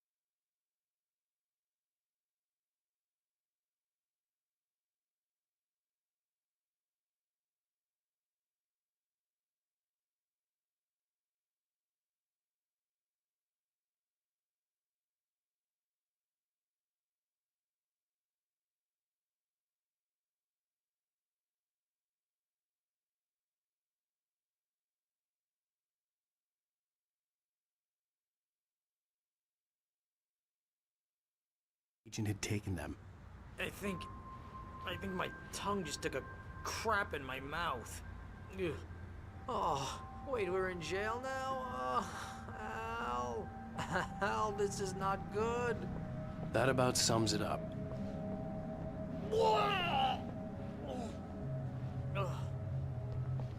Oh, I am never drinking again. I need to talk to Weaver. She's the one in the song. The Lady of the Light. What, the crazy lady? Ugh, whatever you say, Al, but we're stuck here. They're not gonna... interviewed Wake. I had some reading to do first, Sheriff, and let me tell you, it was an interesting read. Well, I've got you now, Raymond Chandler. It's all here. All the evidence, including conspiracy to murder a federal agent. There's no way you're walking out of here. You hear me in there, Bret Easton Ellis? Huh? Agent Nightingale, I want to talk to your superior. Well, we all want things, Sheriff. I wanted my... Look, that's not possible right now. Agent Nightingale, I insist.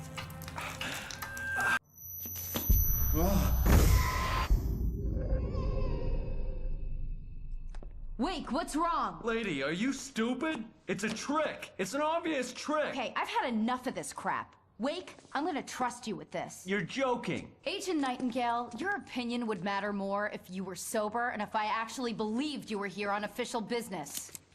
Whoa! Get back in the cell, Stephen King. The only way you're leaving this place is over my dead... Wait a minute. I know this... Oh my God! Light. We need light. It's the only way to fight this thing. In my office. I've got your things there. Follow me. Oh man, we're... Nightingale tried to make sense of the manuscript.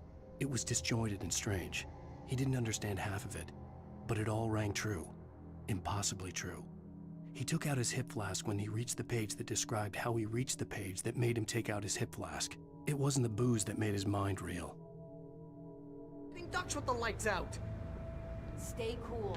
I can get the... Nightingale felt the situation veering out of his control, but the gun at least felt steady in his hands.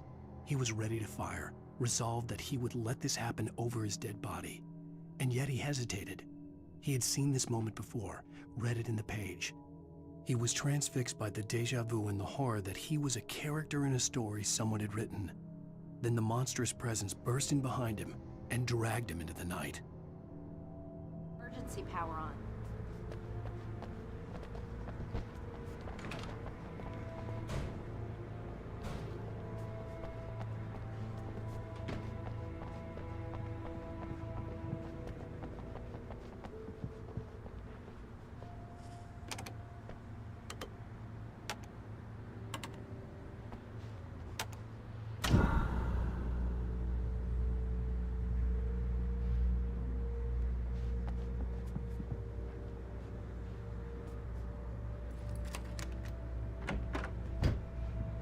Here are your things. Wake, what do I need to know? What do you need from me?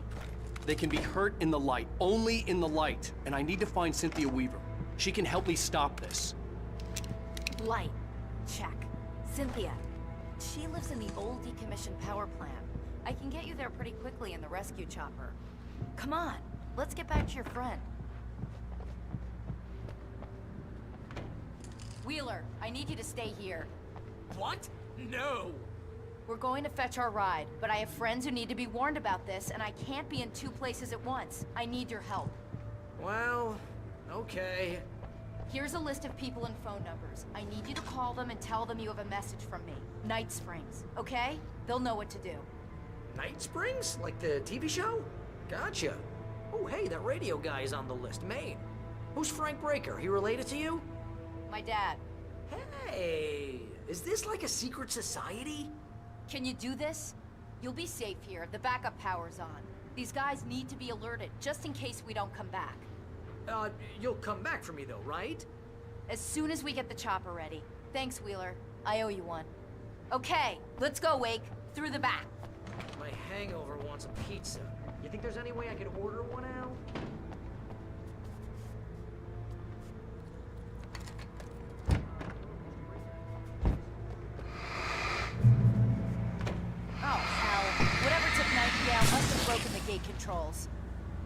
reach the gate's control box from here. We need to get to the other side over the rooftop. I'll go. I'll open the gate for you once I'm across. You stay here in the light and cover me, Sheriff, okay? Are you sure? Okay then, but hurry.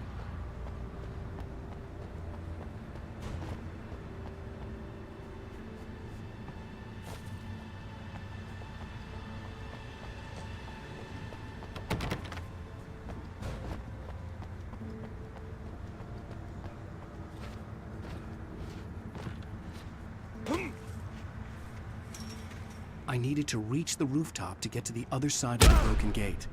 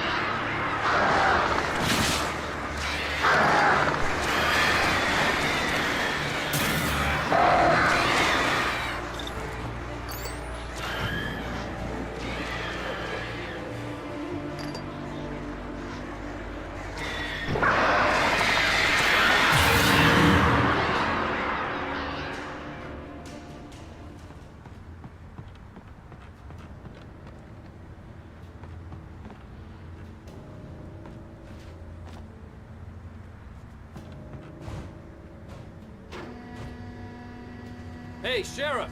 Your password. Night Springs? What's that all about? It's a stupid joke we have. That Bright Falls is the original inspiration for the TV show. This town can get weird at times. Never this weird, though. You need to bypass the damaged control box. What am I, an electrician? Hold on!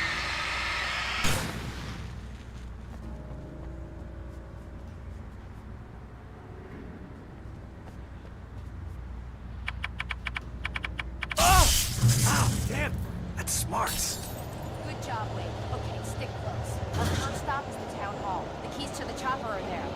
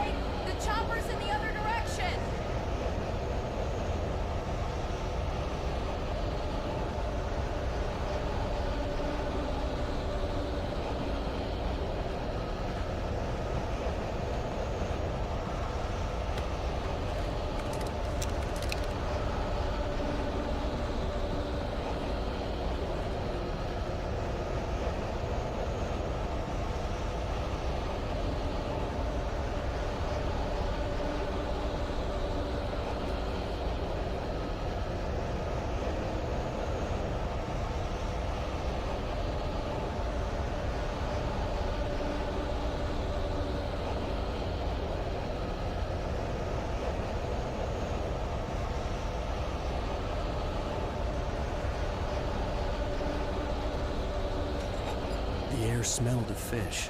This was Bright Falls industrial area. There was probably a cannery nearby. Fishing can be a hobby.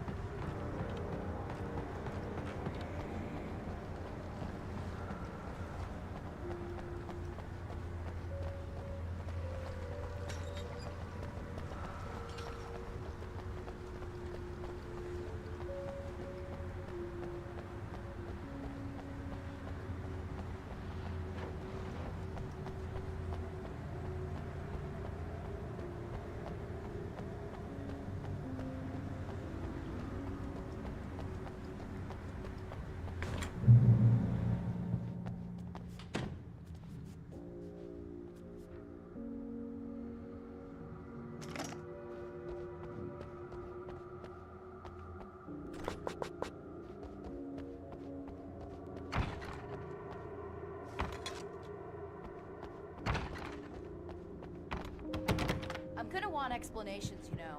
For example, what the hell happened to Rose? She's seriously messed up now. Barry was in his element, making calls, making things happen, even if he didn't entirely know what those things were. He wouldn't let the hot sheriff chick down. Even if every noise he heard from outside, and he heard plenty, made him jump. He had only paused to text Al a message, told him to hurry up. Suddenly, Barry froze in mid-dial. A window broke somewhere in the building, and then the lights went out.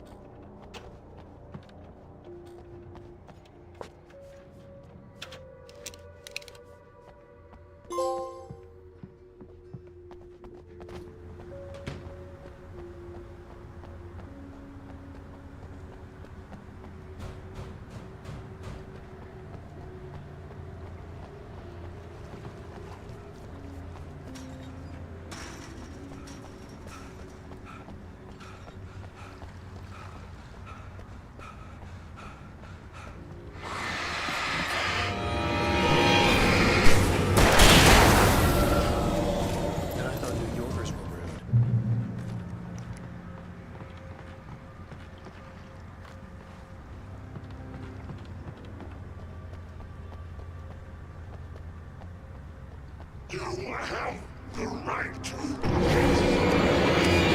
fight these rights.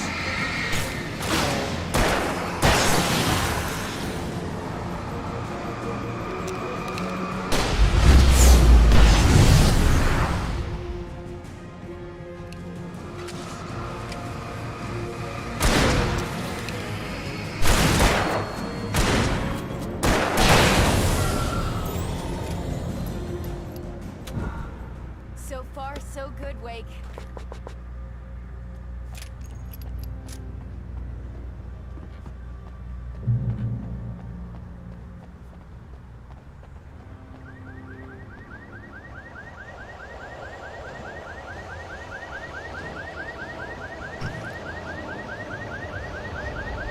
Wake, over here! There's light!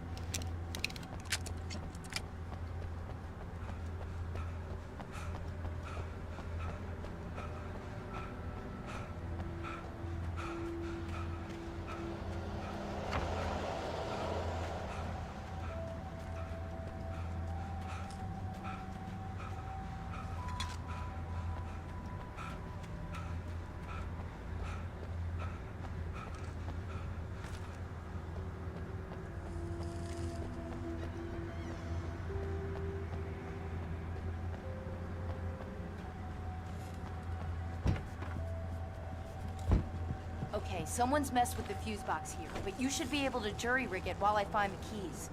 I already got electrocuted once today. How about I look for the keys and you get burned for a change?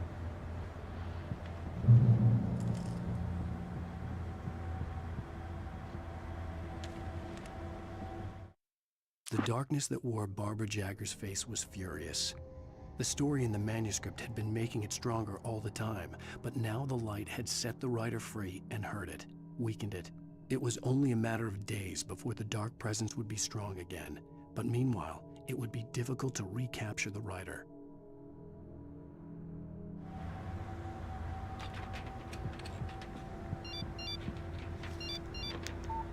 The message was from Barry. He was getting worried at the station. He wanted us to hurry.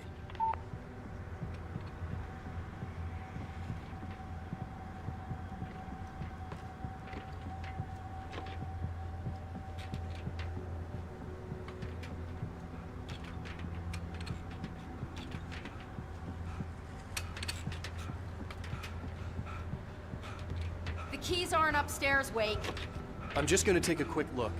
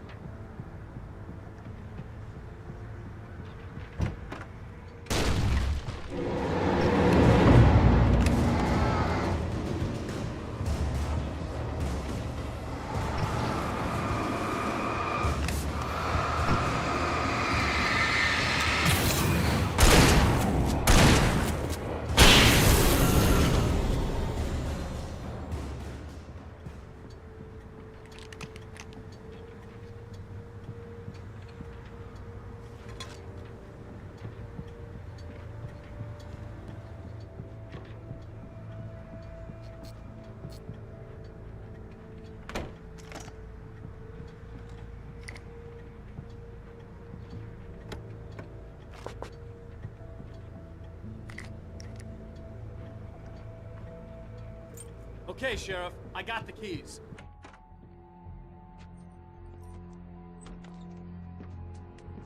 Barry? Why isn't he inside? Oh God! Oh God!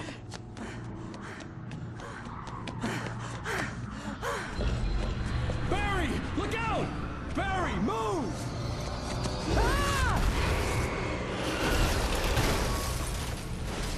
Barry! He made it inside, Wake. He's okay. The storefront's blocked. Come on, Wake, let's go around. We can meet him in the back.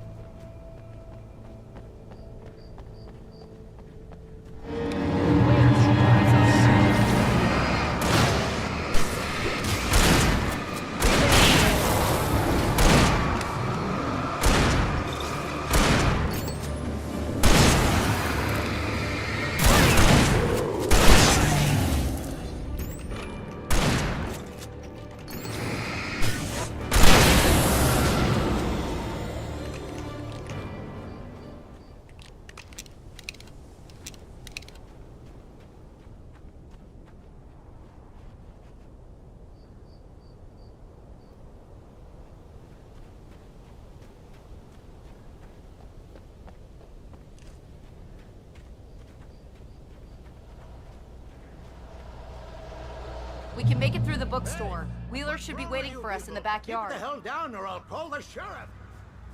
Oh, hi, Doc. I've got it. Don't worry about it. Sarah, about time somebody showed up. All this shooting in the air is idiotic. One of these days they'll kill somebody. And over Deerfest. I know. Go back to bed. He's got a point, Wade. Look, this town can't take this. It's me they want. The sooner I get out of here, the sooner you can all get back to life as usual. I hope you're right. Come on, let me get this door open. Wait, you got the keys to the bookstore? Perks of being the sheriff. A girl needs to get around.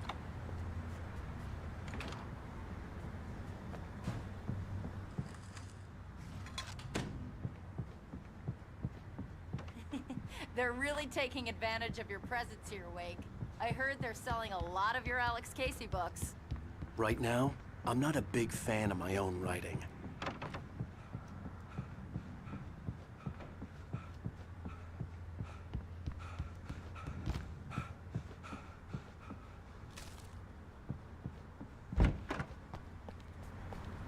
I don't see Barry. Look! Wake! Maybe that's him. That's the way to the chopper. Cynthia Weaver worked hard, following her obsessive rituals, sometimes fighting them, always giving in to them in the end. She haunted the halls of Bright Falls' abandoned power plant. She marked her caches with light-sensitive paint that could only be seen by eyes that had been touched by darkness and saved by light like she'd been. She was preparing defenses and supply lines for the war she knew would come. The war between the forces of light and darkness.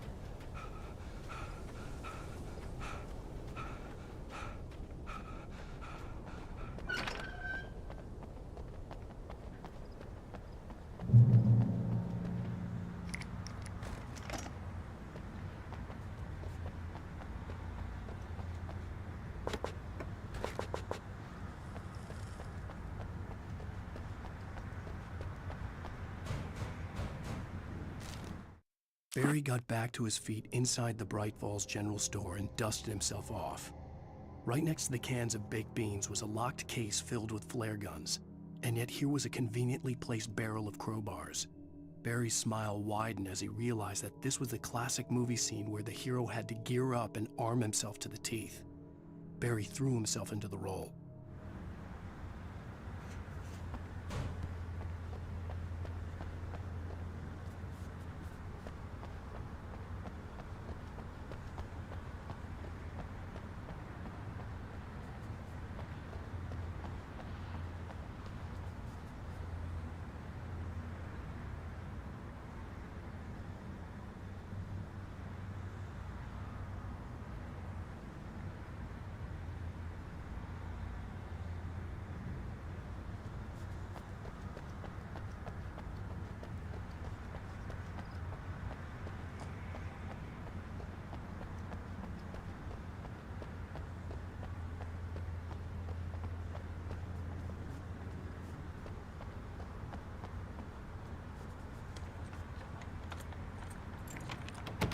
I'm gonna give Pastor Howard a piece of my mind about this lock.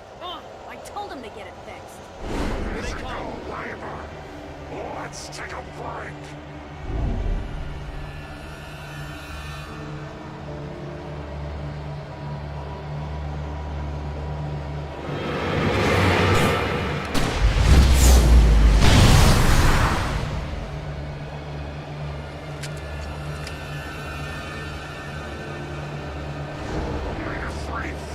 Acids are good for your heart.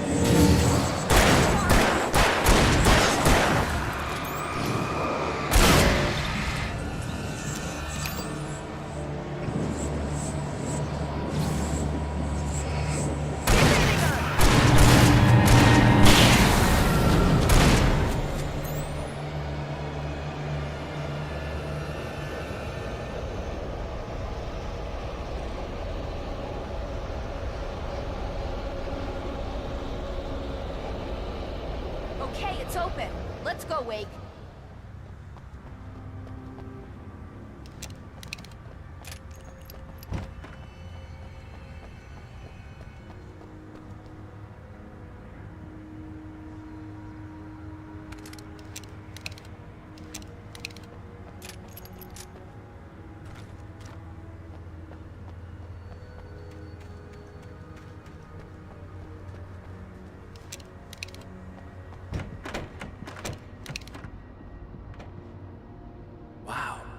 We keep them lit all night long on the night before Deerfest. Why? Well, it's tradition.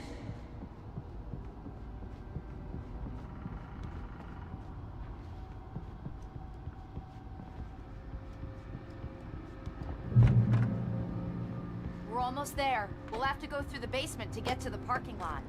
Yeah, there's no way going through the crypt will turn out to be a bad idea.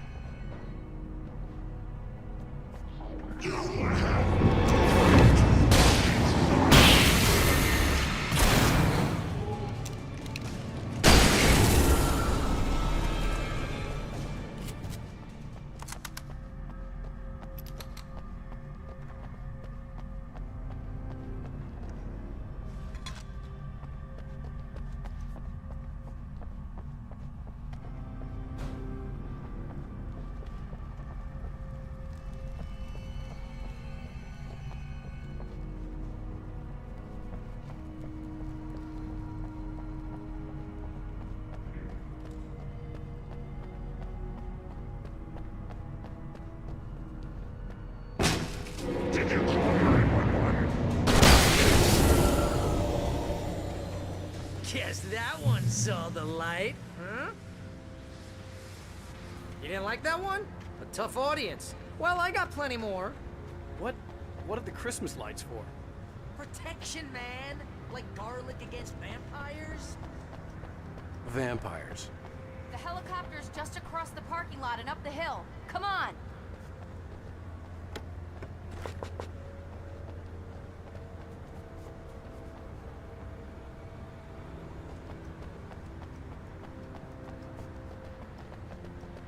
The Bright Falls General Store is now my favorite place in the entire world. See this headlamp? It's like a superpower.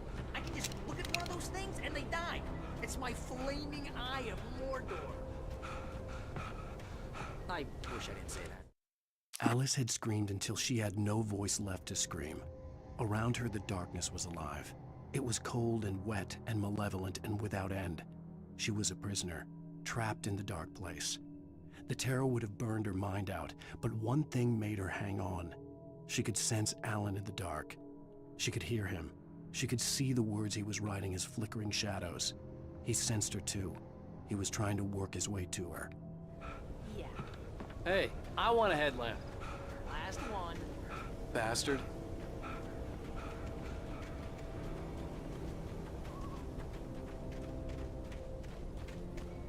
When someone throws a damn school bus at your head and you're about to take a helicopter ride with someone who may or may not have a pilot's license, you're cleared for departure to Night Springs. No offense, Sheriff.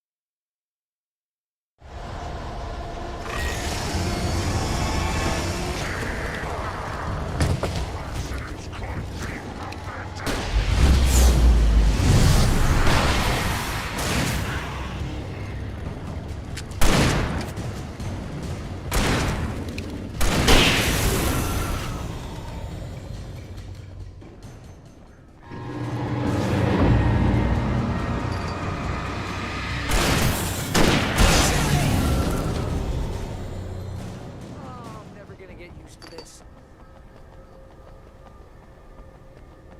The helicopter's just up ahead.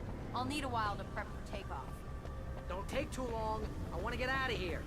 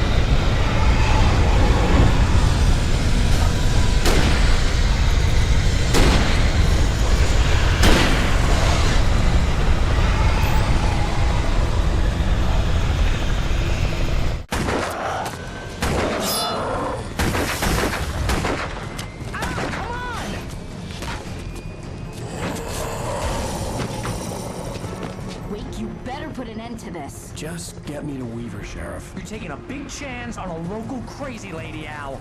I hope you're right about her, or we can kiss this town goodbye.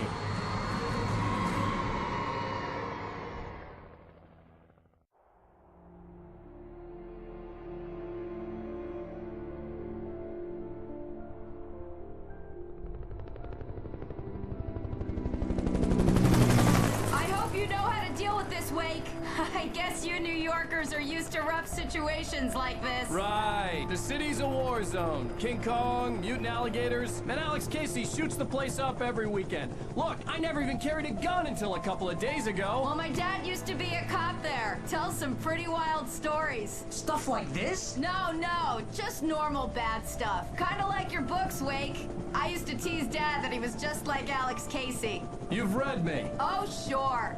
You're a pretty good writer. A little heavy on the metaphors, maybe. Nobody's ever said that before.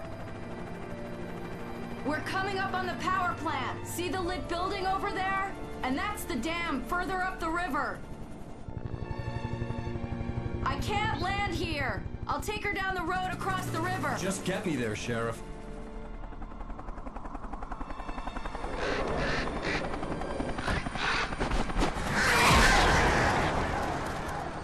Hold on! Ow! Son of a bitch!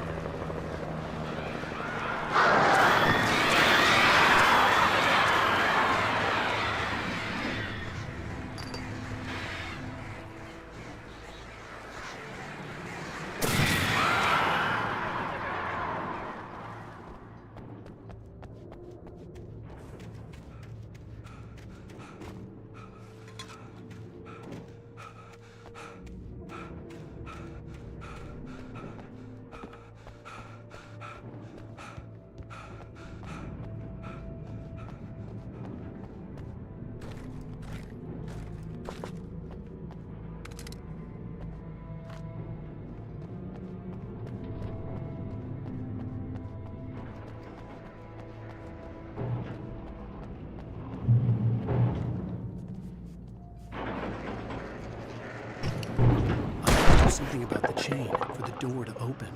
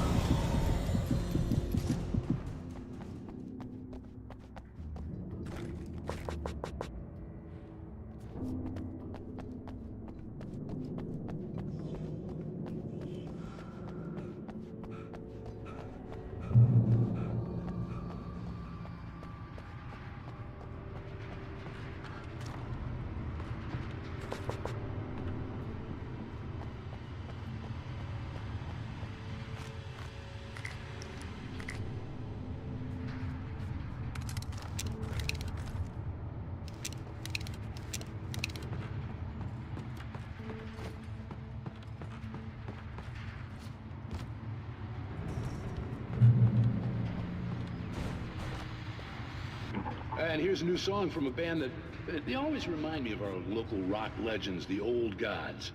I couldn't tell you why. I guess it's just, you know, one of those things. Anyway, here's Poets of the Fall and their latest single, War.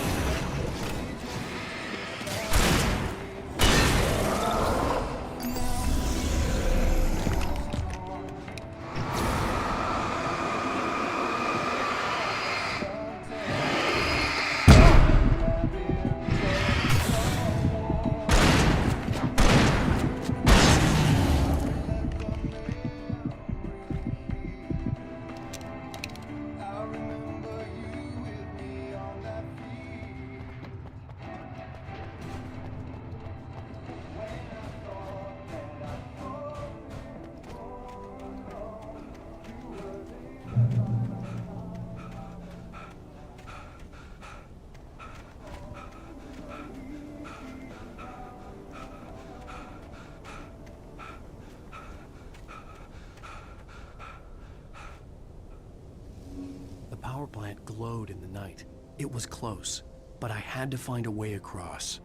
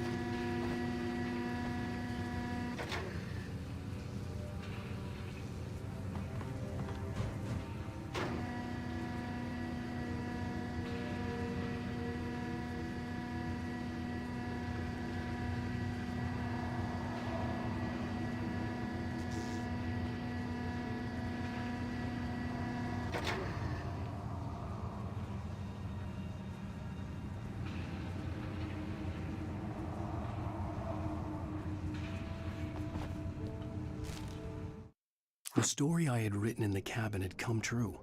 Touched by the dark presence, I had written a horror story, but the end was still missing. The story was incomplete, and the last unfinished page of the manuscript still sat in the typewriter in the cabin study. If I could get back there, if I could read the page, then I could write my own ending to this story and save Alice.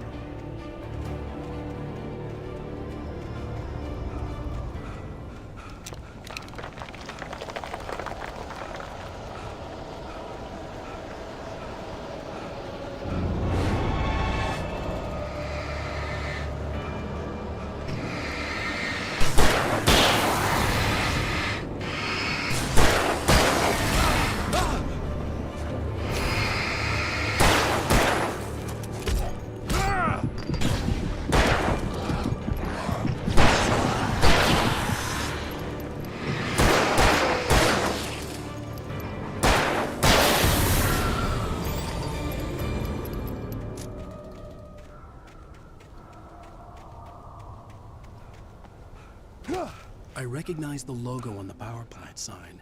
I'd seen a version of it painted all over the area, signifying hidden caches of supplies.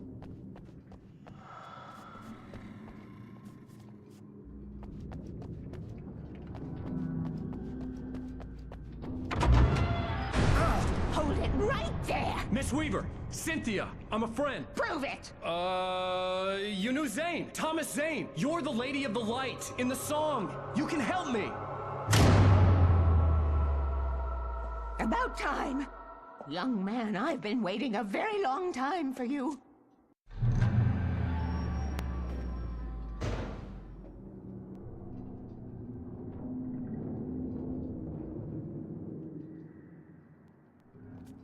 It's in the well-lit room. Excuse me?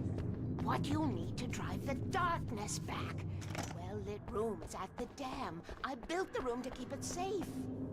Will it help me find Alice? Will it get me back to the cabin? Fine, let's go. I can get my friends to come back with the helicopter.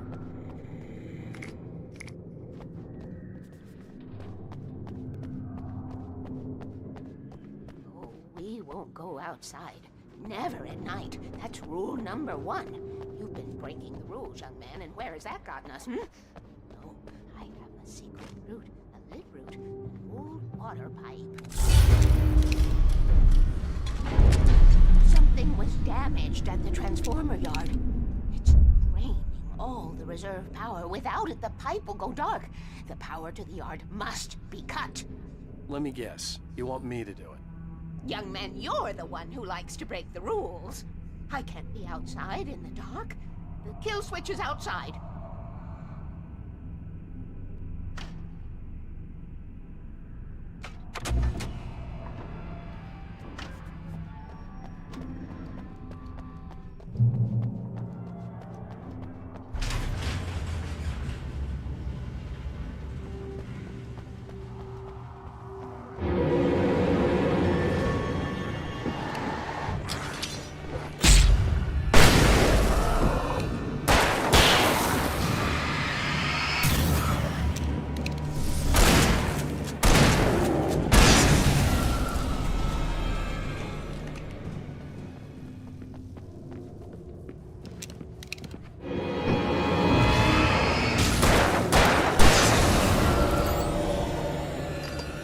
Weaver had sent me to cut the power to the transformer yard.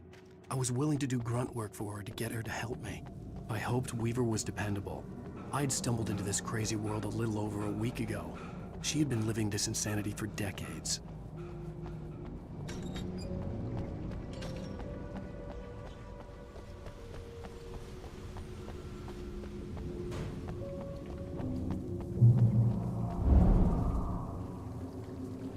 I could see the kill switch that would cut the power to the transformer yard.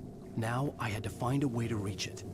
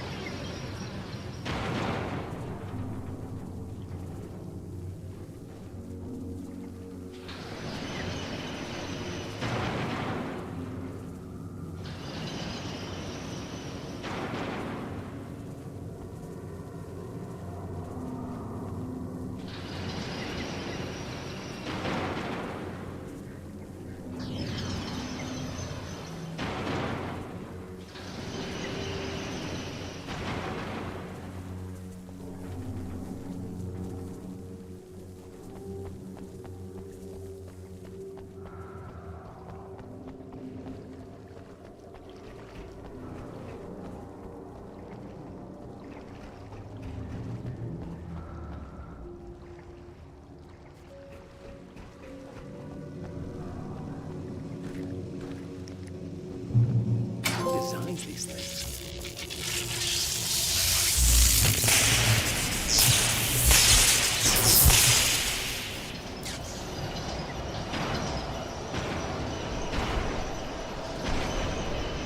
The transformer yard went dark and dead. Weaver's water pipe passage should now be good to go.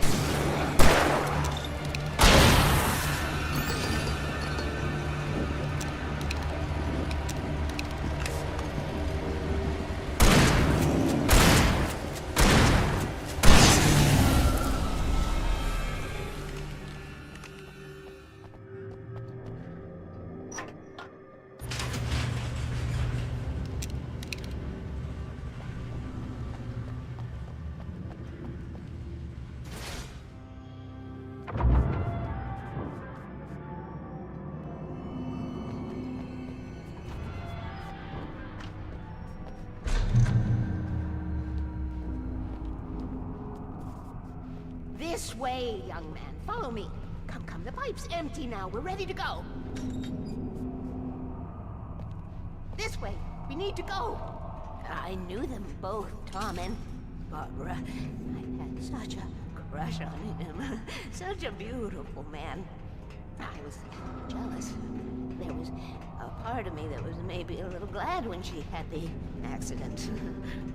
And then Tom started writing and woke the darkness up. He tried to bring her back, but you can't do that. There are no free rides like that. I'm starting to realize that. In that case, young man, perhaps you're a smarter man than Tom was. The witch looked like her, but it wasn't. Barbara was sweet. He didn't understand until it was too late. He tried to undo it, wrote himself, her, everything he'd ever written out of the world. Oh, he was so famous. And afterward, no one knew. Oh, Tom.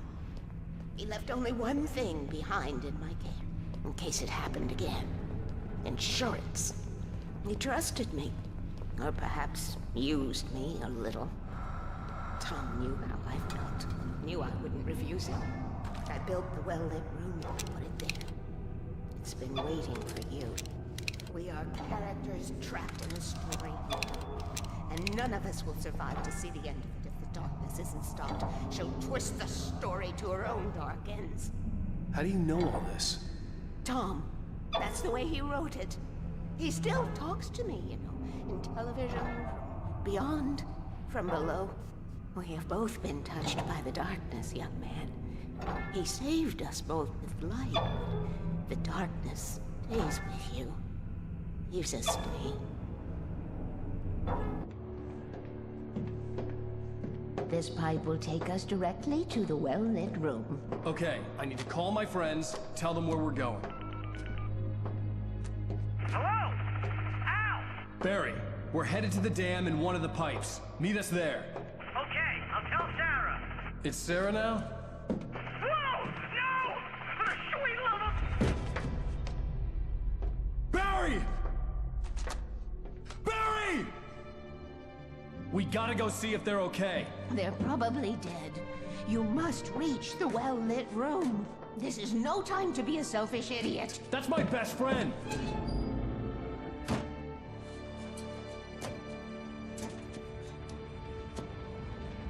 Well, be a fool. I'll use the pipe. I'll meet you at the dam if you make it.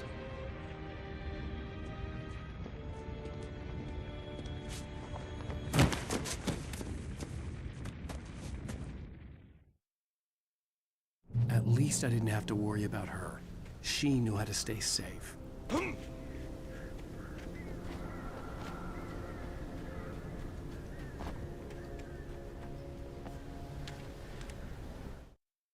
Sarah was almost starting to relax. Maybe they could turn this into a win yet.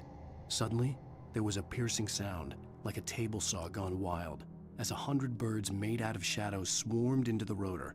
The chopper bucked wildly and the board lit up, telling her what she already knew. They were going down. Barry Wheeler screamed next to her.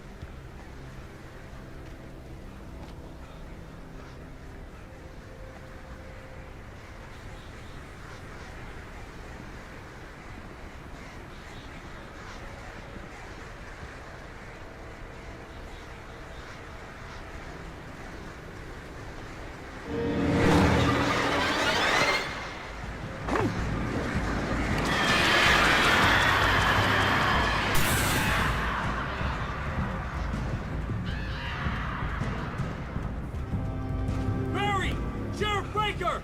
Sarah! The crash site looked bad, but as far as I could tell, the wreck was empty.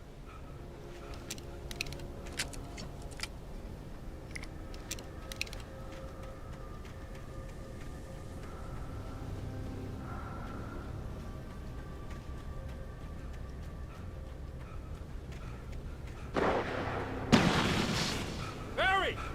Barry!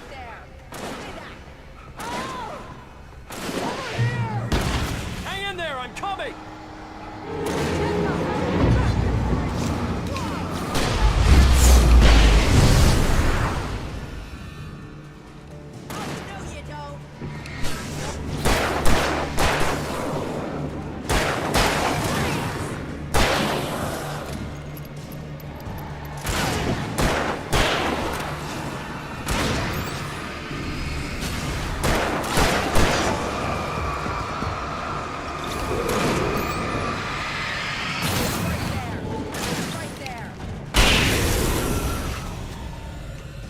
You know when to make an entrance, Wake.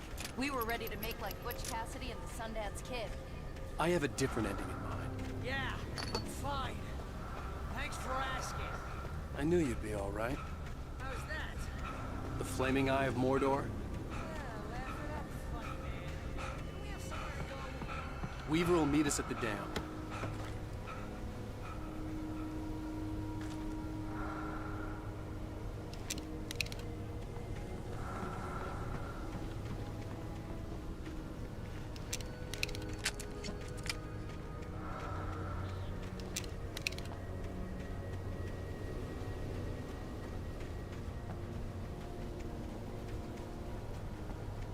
When you spend most of your night running uphill while a crazy bunch of demon hicks try to take your head off with an axe, you know your helicopter crash landed in Night Springs.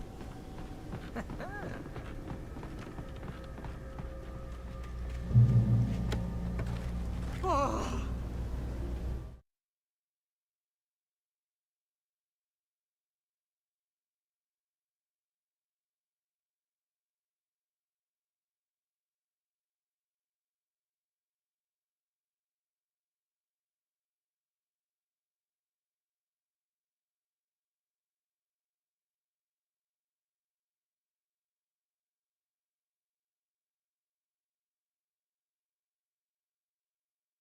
I don't really want to do this, Al. Oh, sure. See those lights? That's the elevator we need to take.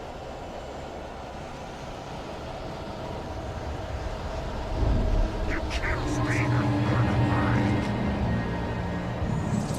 What the hell is that thing? It's everywhere! Oh crap, there's more than one of them!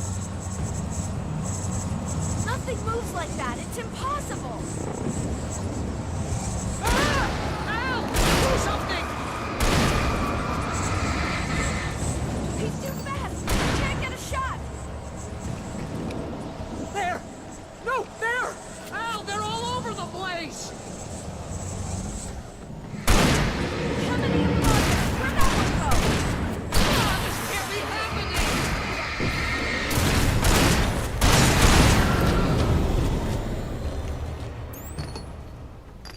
Was that it? Are we safe? That was... wow. I think we're okay. Come on, Al. Couldn't we just wait here? Wait, call the elevator. I'm keeping watch. I think I hear something moving around.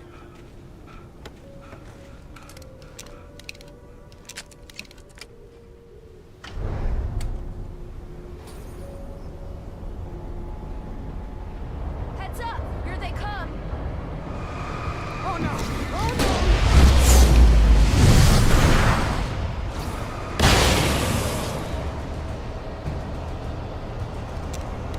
They're coming! We have to hold them off!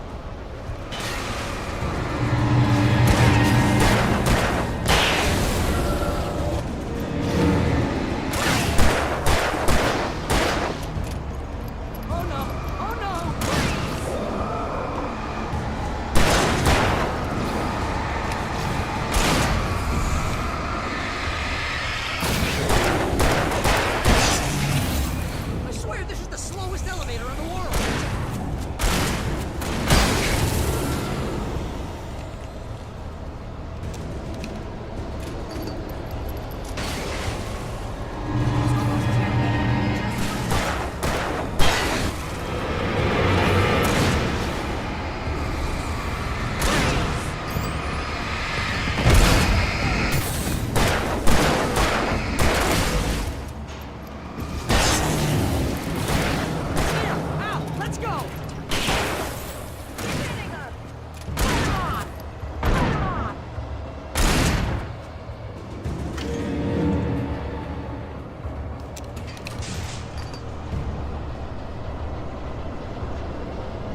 Almost there. There's an entrance into the dam at the top. What's the plan, Wade? Well, Weaver's crazy, but she's got something Zane left behind. Something to fix this. Gee, could you be a little more vague? Thomas Zane? Seriously? Might as well be Paul Bunyan or Bigfoot. Yeah, well, he was real.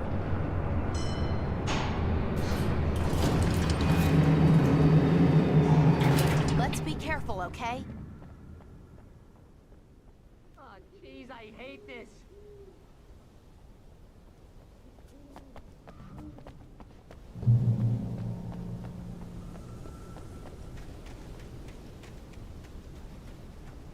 Okay, wait. There's a button over there that opens the door.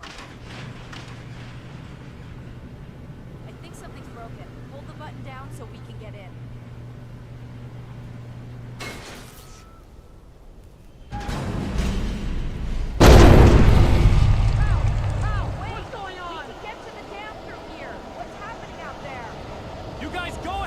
Weaver. She should be in the dam now. I'll have to make it alone through the top. Okay, wait. Good luck. Don't get yourself killed. Please be careful. I'll take good care of Barrington. You just look after yourself.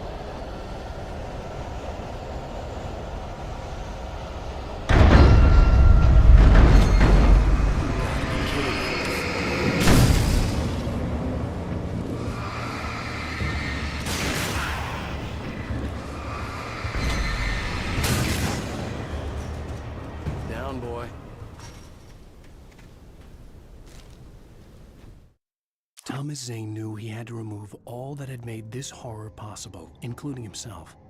That was the only way to banish the dark presence he had unleashed and now looked at him through the eyes of his dead love.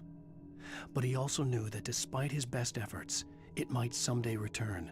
So even as he wrote himself and his work out of existence, he added a loophole as insurance, an exception to the rule. Anything of his stored in a shoebox would remain.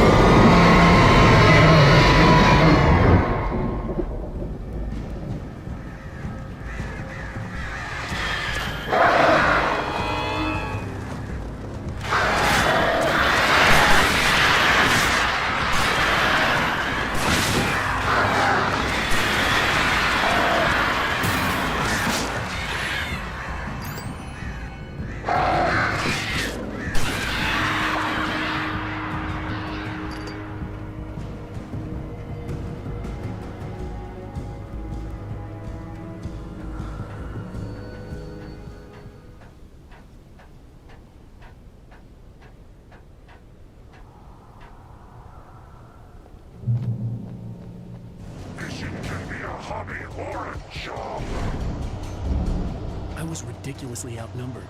The searchlight could even the odds.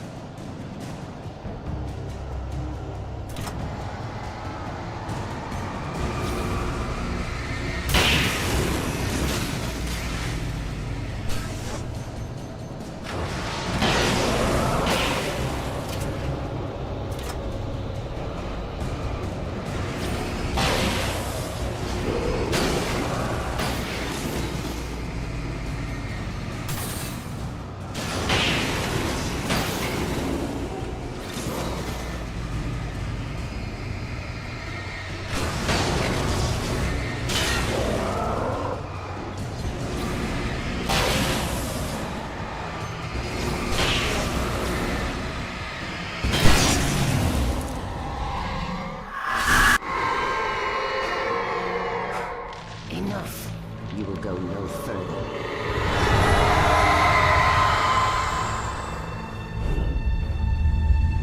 Stop now.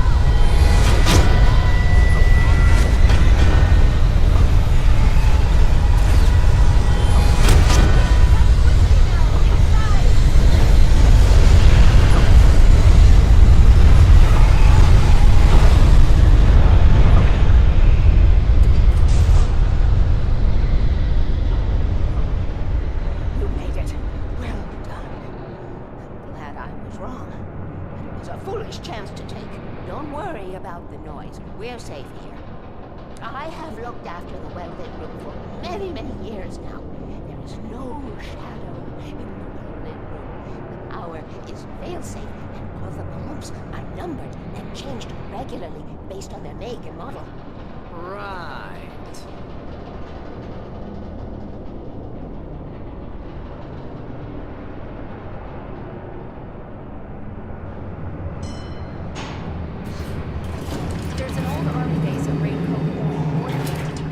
During the Second World War. They operated here back then.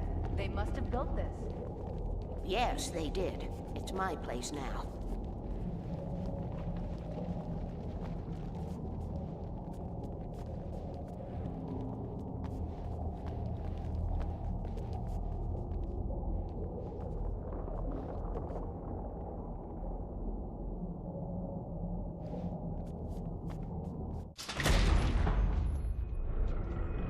Take it, and I won't need to worry about the room anymore, because 6 and 33 and 118 need changing soon, and I don't want to climb up the ladder to change them because it's very late, and I'm tired. And if you take it, I won't have to do that anymore. The page was autobiographical, a memory from my childhood. But I didn't write this. It was a page written by Thomas Zane. None of them were supposed to exist anymore. Alan, 7 years old, would fight sleep to the bitter end. When he did sleep, he soon woke up, screaming, the nightmares fresh in his mind. One evening, his mother, sitting by his bed, offered him an old light switch. She called it the clicker, and flicking the switch would turn on a magical light that would drive the beast away. To imbue the talisman with all possible power, she added that it had been given to her by Alan's father. Alan never knew him, and anything of his took on mythical proportions in his mind. With the clicker firmly in his hand, Alan finally slept like a baby. Now, almost 30 years later, Alan thought of this as he stood on the rim of Cauldron Lake, the clicker in his hand. He took a deep breath and jumped. My mind swirled. I'd given the clicker to Alice, yet it was here. Zane had written it into existence, in a story I had written. I can get to her now. I can finish this.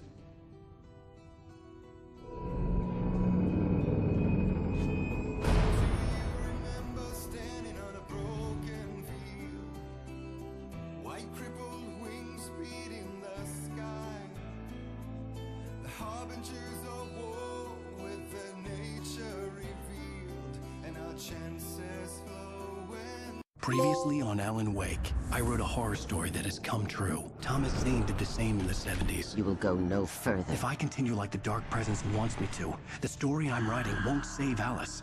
It's a horror story. No one will survive. You knew Zane! Thomas Zane! You're the Lady of the Light in the song! He left something behind to help me.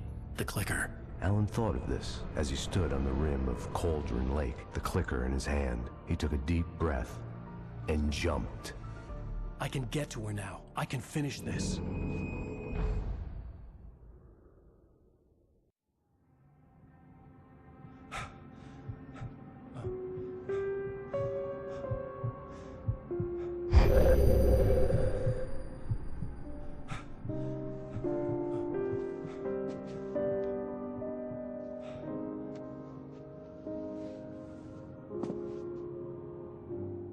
I had a hangover.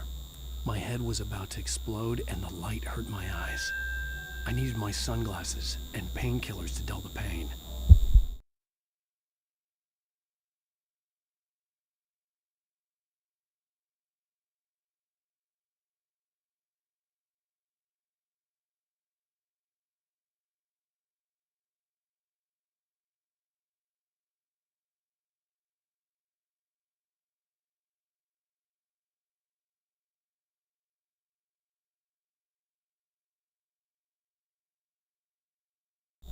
In one of my finer moments of self-deception, I swore to quit drinking.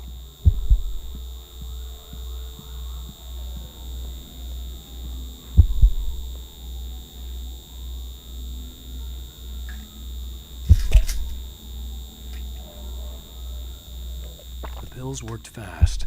The prospect of being awake started to seem bearable again. The lights were like needles in my eyes. I needed my sunglasses.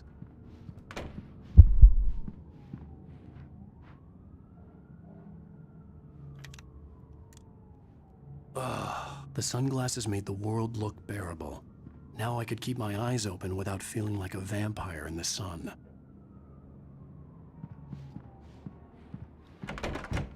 There was a message waiting for me on the machine.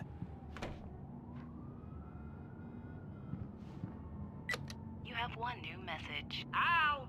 Are you still asleep? Wakey, wakey! You should have your show on your TiVo. If Alice wasn't too mad to record it.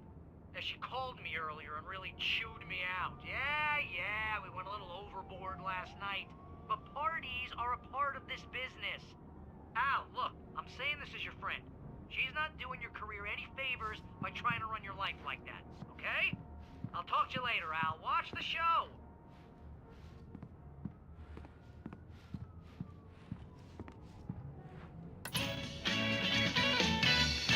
Ladies and gentlemen, welcome back to the Harry Dalit Show. Thank you, everybody. We have a great show tonight. I've been talking with the best-selling author Alan Wake about his new book, The Sudden Stop. Yeah, good read. Go buy it. No, it is a good read. Look, I'm gonna be honest here. Is that wise? No, but I'm gonna do it anyway. I got people who give me the lowdown on books. I'm a busy guy. But this one, I actually read from cover to cover. I mean, I'm a big fan. Wow, thanks.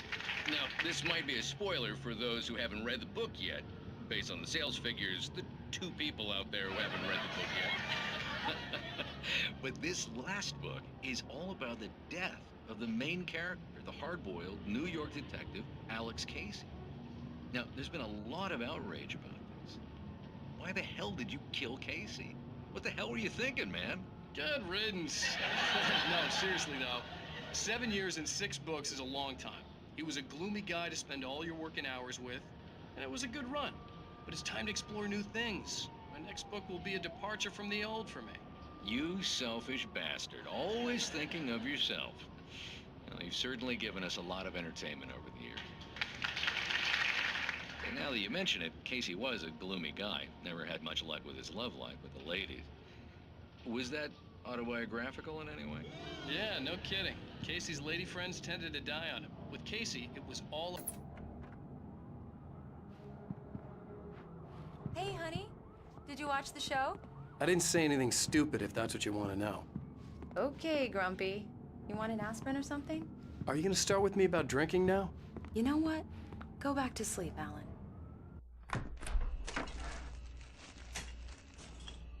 What? Now you can't even talk to me? Well, this morning I was angry because you said you'd be home at midnight and you showed up at 7 a.m. and passed out in mid-sentence.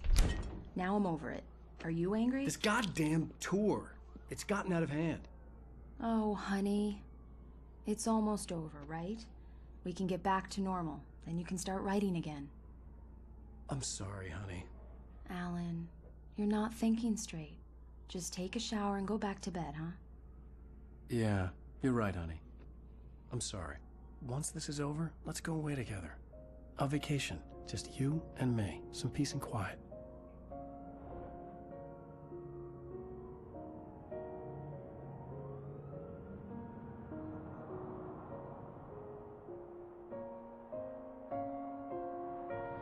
Somehow, the clicker was the key to the cabin. I had to return to Cauldron Lake to save Alice.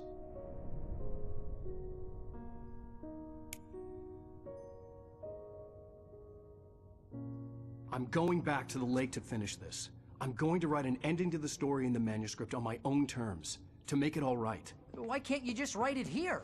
The last page is still in the typewriter. I need to read it first. Everything needs to be just right. Zane tried to cut some corners, and it didn't end well. Okay, ready when you are. I'm sorry, Sarah, but I need to do this alone. Barry, take her gun. Miss Weaver, close the door when I leave.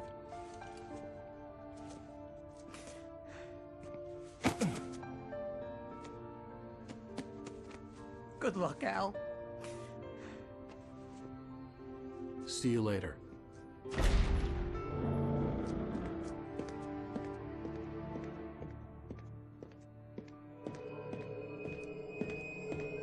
When I got out, it was warm and sunny. I'd flicked the switch of the clicker. Had it done this? I didn't stop to question it. I had to take advantage of the sunlight to get to the lake. On Zane's page, I'd stood on the rim of Cauldron Lake, about to use the clicker.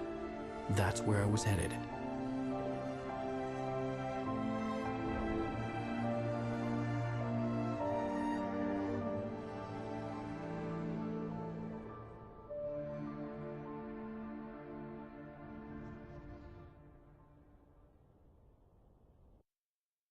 Alone, in daylight, surrounded by the beauty of the Pacific Northwest landscape.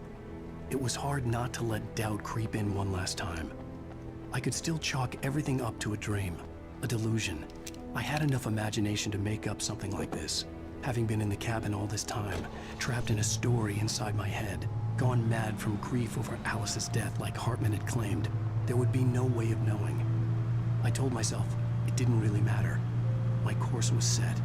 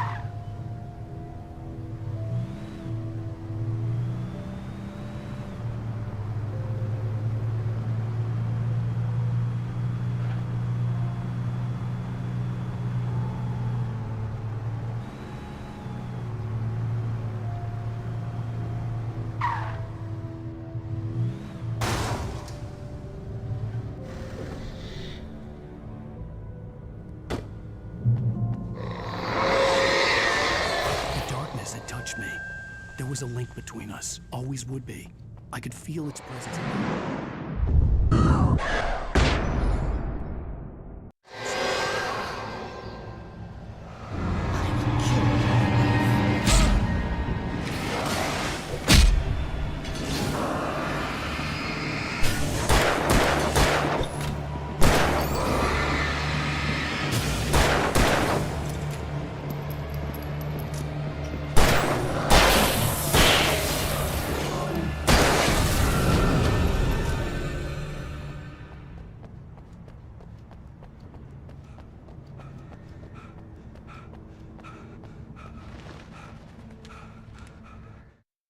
Dark Presence was no longer trying to capture the writer so he could create the ending it wanted. The writer knew too much. He was too strong. And he carried a weapon left behind by Thomas Zane, something that could hurt it. Now, the darkness was doing everything in its power to simply stop the writer from ever reaching Cauldron Lake and the dark place it came from.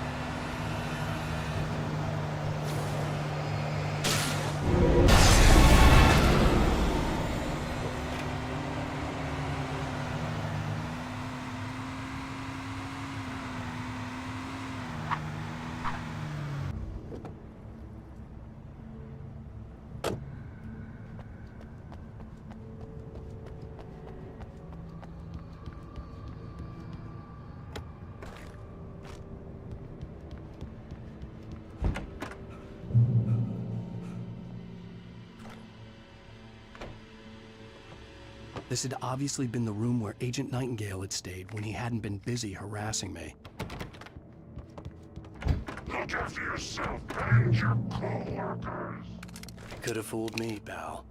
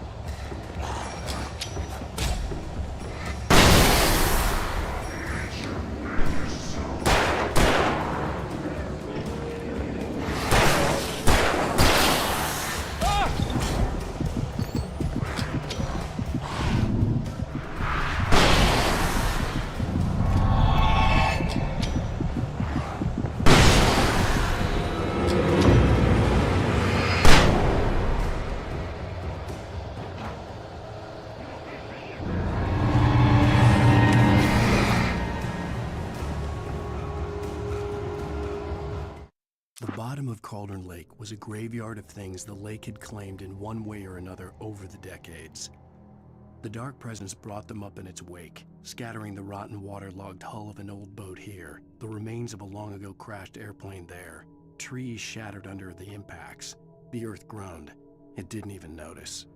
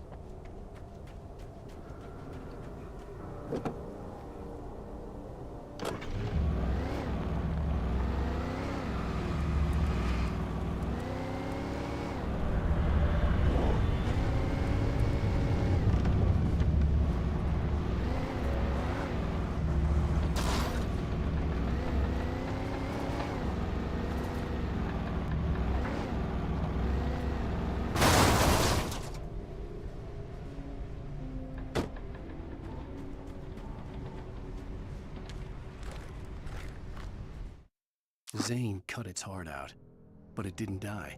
The thing that wore Barbara's face kept crooning sweet nothings sugar-laced with poison. He put on the suit, untied the monster from the chair. The thing in his arms thrashed weakly, but he held fast.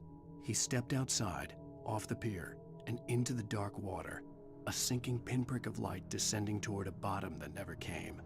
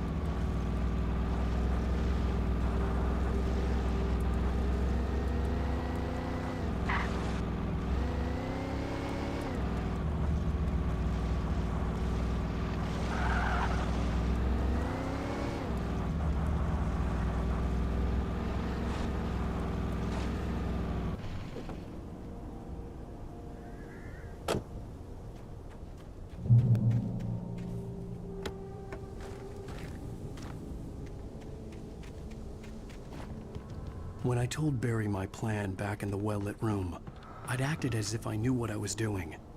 I didn't. I was operating on the shifting logic of a dream. I had to fight my way to the lake through the horrors of the night. I had to flick an old battered light switch imbued with childhood magic. I had to write a happy ending to a horror story. I had to save my wife from the dark prison she was being held in.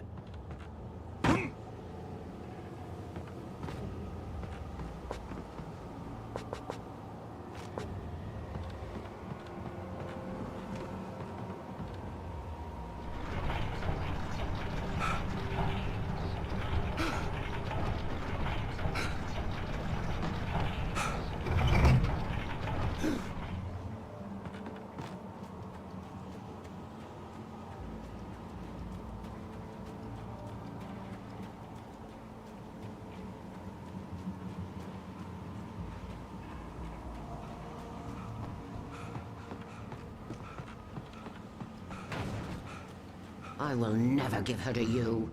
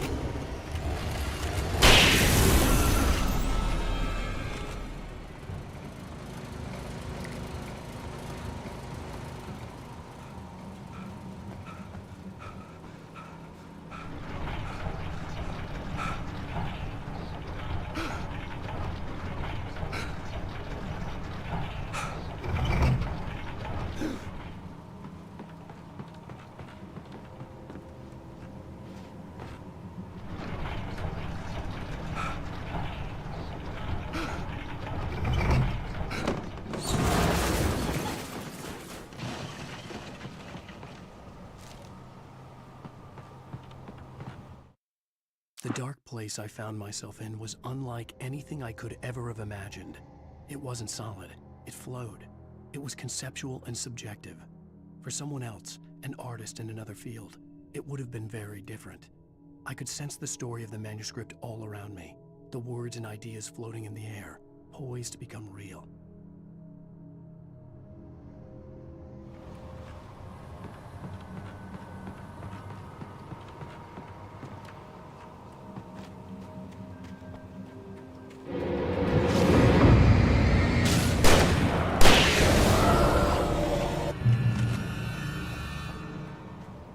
I could see Mirror Peak in the distance.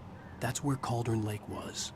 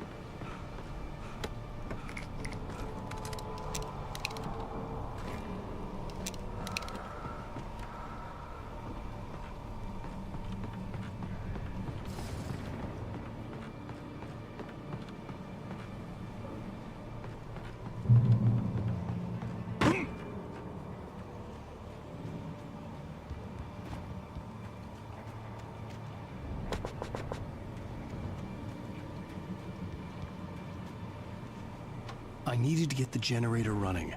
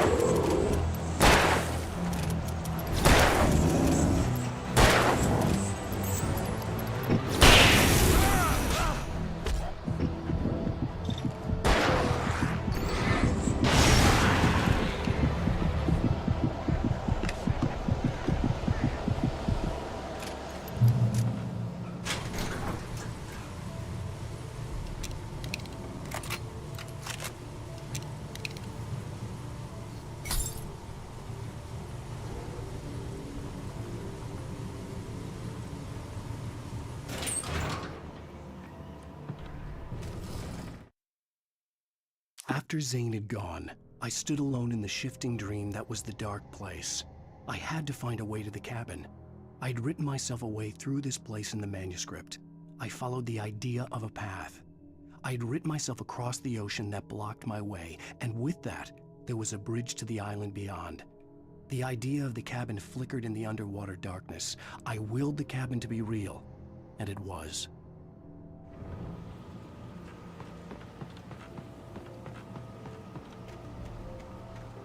Turn back now.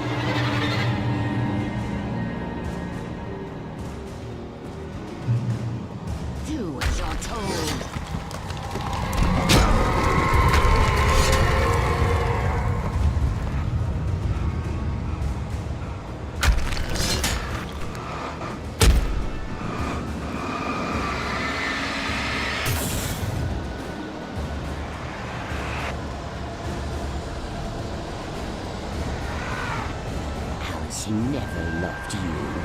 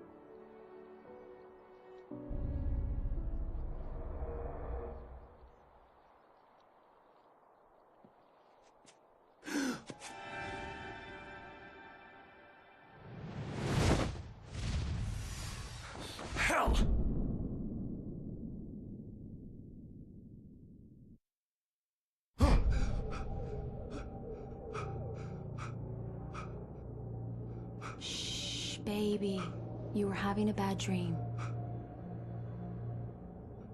It was just another nightmare. No. Everything's fine. You're home. It wasn't a dream. Everything's fine. Turn the lights on. Turn the lights on! Shh, baby. The power's out. There's no light. Come back to bed and I'll make you forget all about your fear. My fear? It's your fear. Why aren't you afraid? You're not Alice. Turn the lights on now. Where's the clicker? What did you do with it? Alan, you're scaring me now. Come back to bed. Have you taken your pills? You want me to call Dr. Hartman? Come back to bed, Alan. Come back to bed, Tom.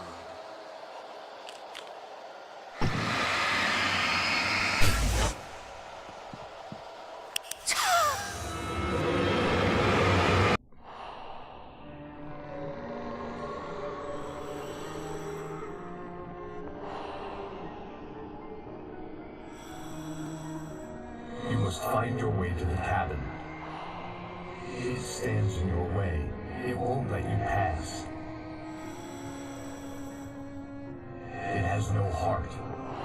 It's filled with darkness. You must fill its heart with light.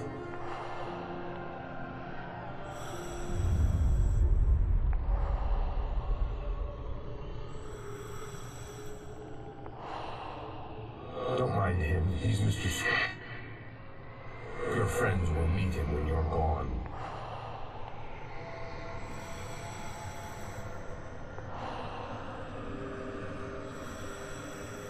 Use the clicker.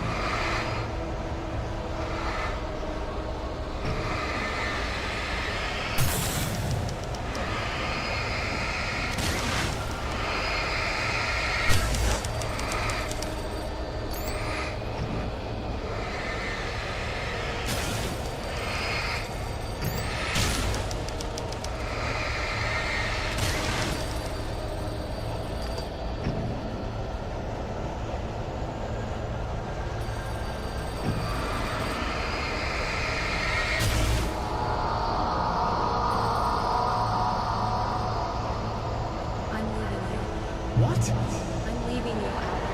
I met someone. I'm in love with someone else. Alice? No, what are you saying? You can't. You don't love me. How could you? You don't even love yourself. All you do is torture yourself at work. Don't do it.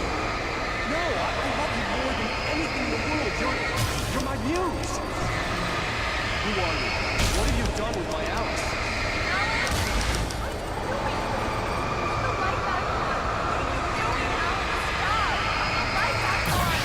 It wasn't true. Nothing like that had ever happened.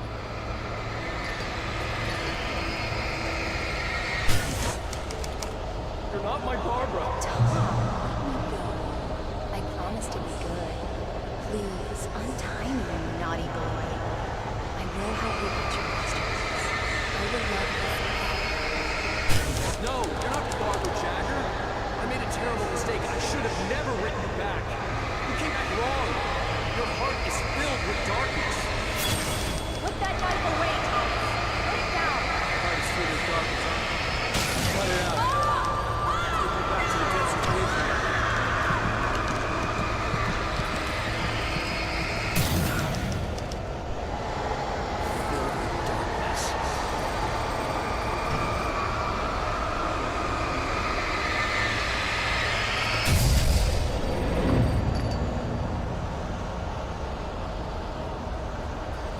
Get away from me, you hag! Where am I? Let me go! Your husband refused to do as he was told. All he had to do was write.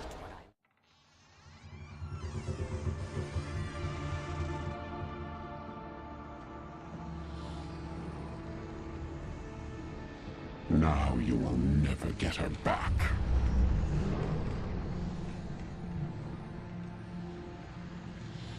I am much older than you. Older than your first work of art. I will find a new face to wear. Someone else to dream me free.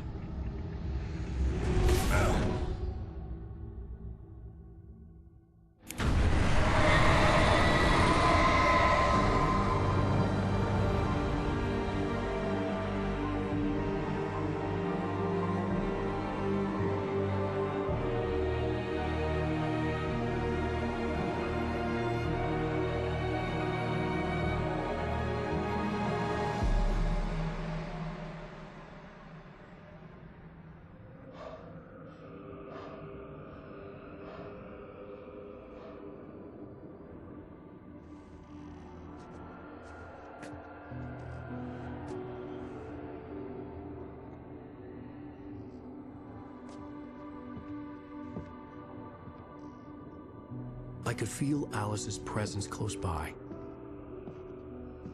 I understood what I had to do now. I knew how to write the ending to Departure. There's light and there's darkness. Cause and effect. There's guilt and there's atonement. But the scales always need to balance. Everything has a price. That's where Zane had gone wrong. There's a long journey through the night back into the light. Alice? Alice?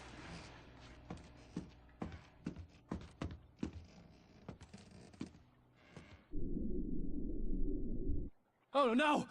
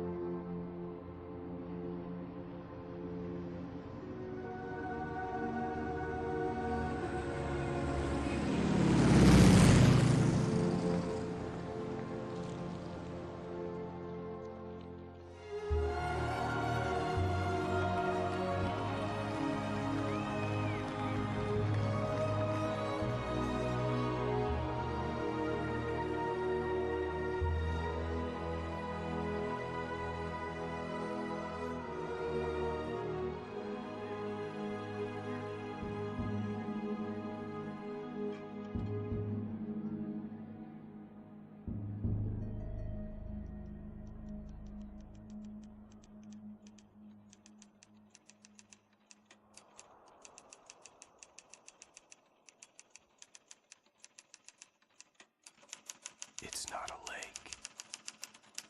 It's an ocean. Alan, wake up.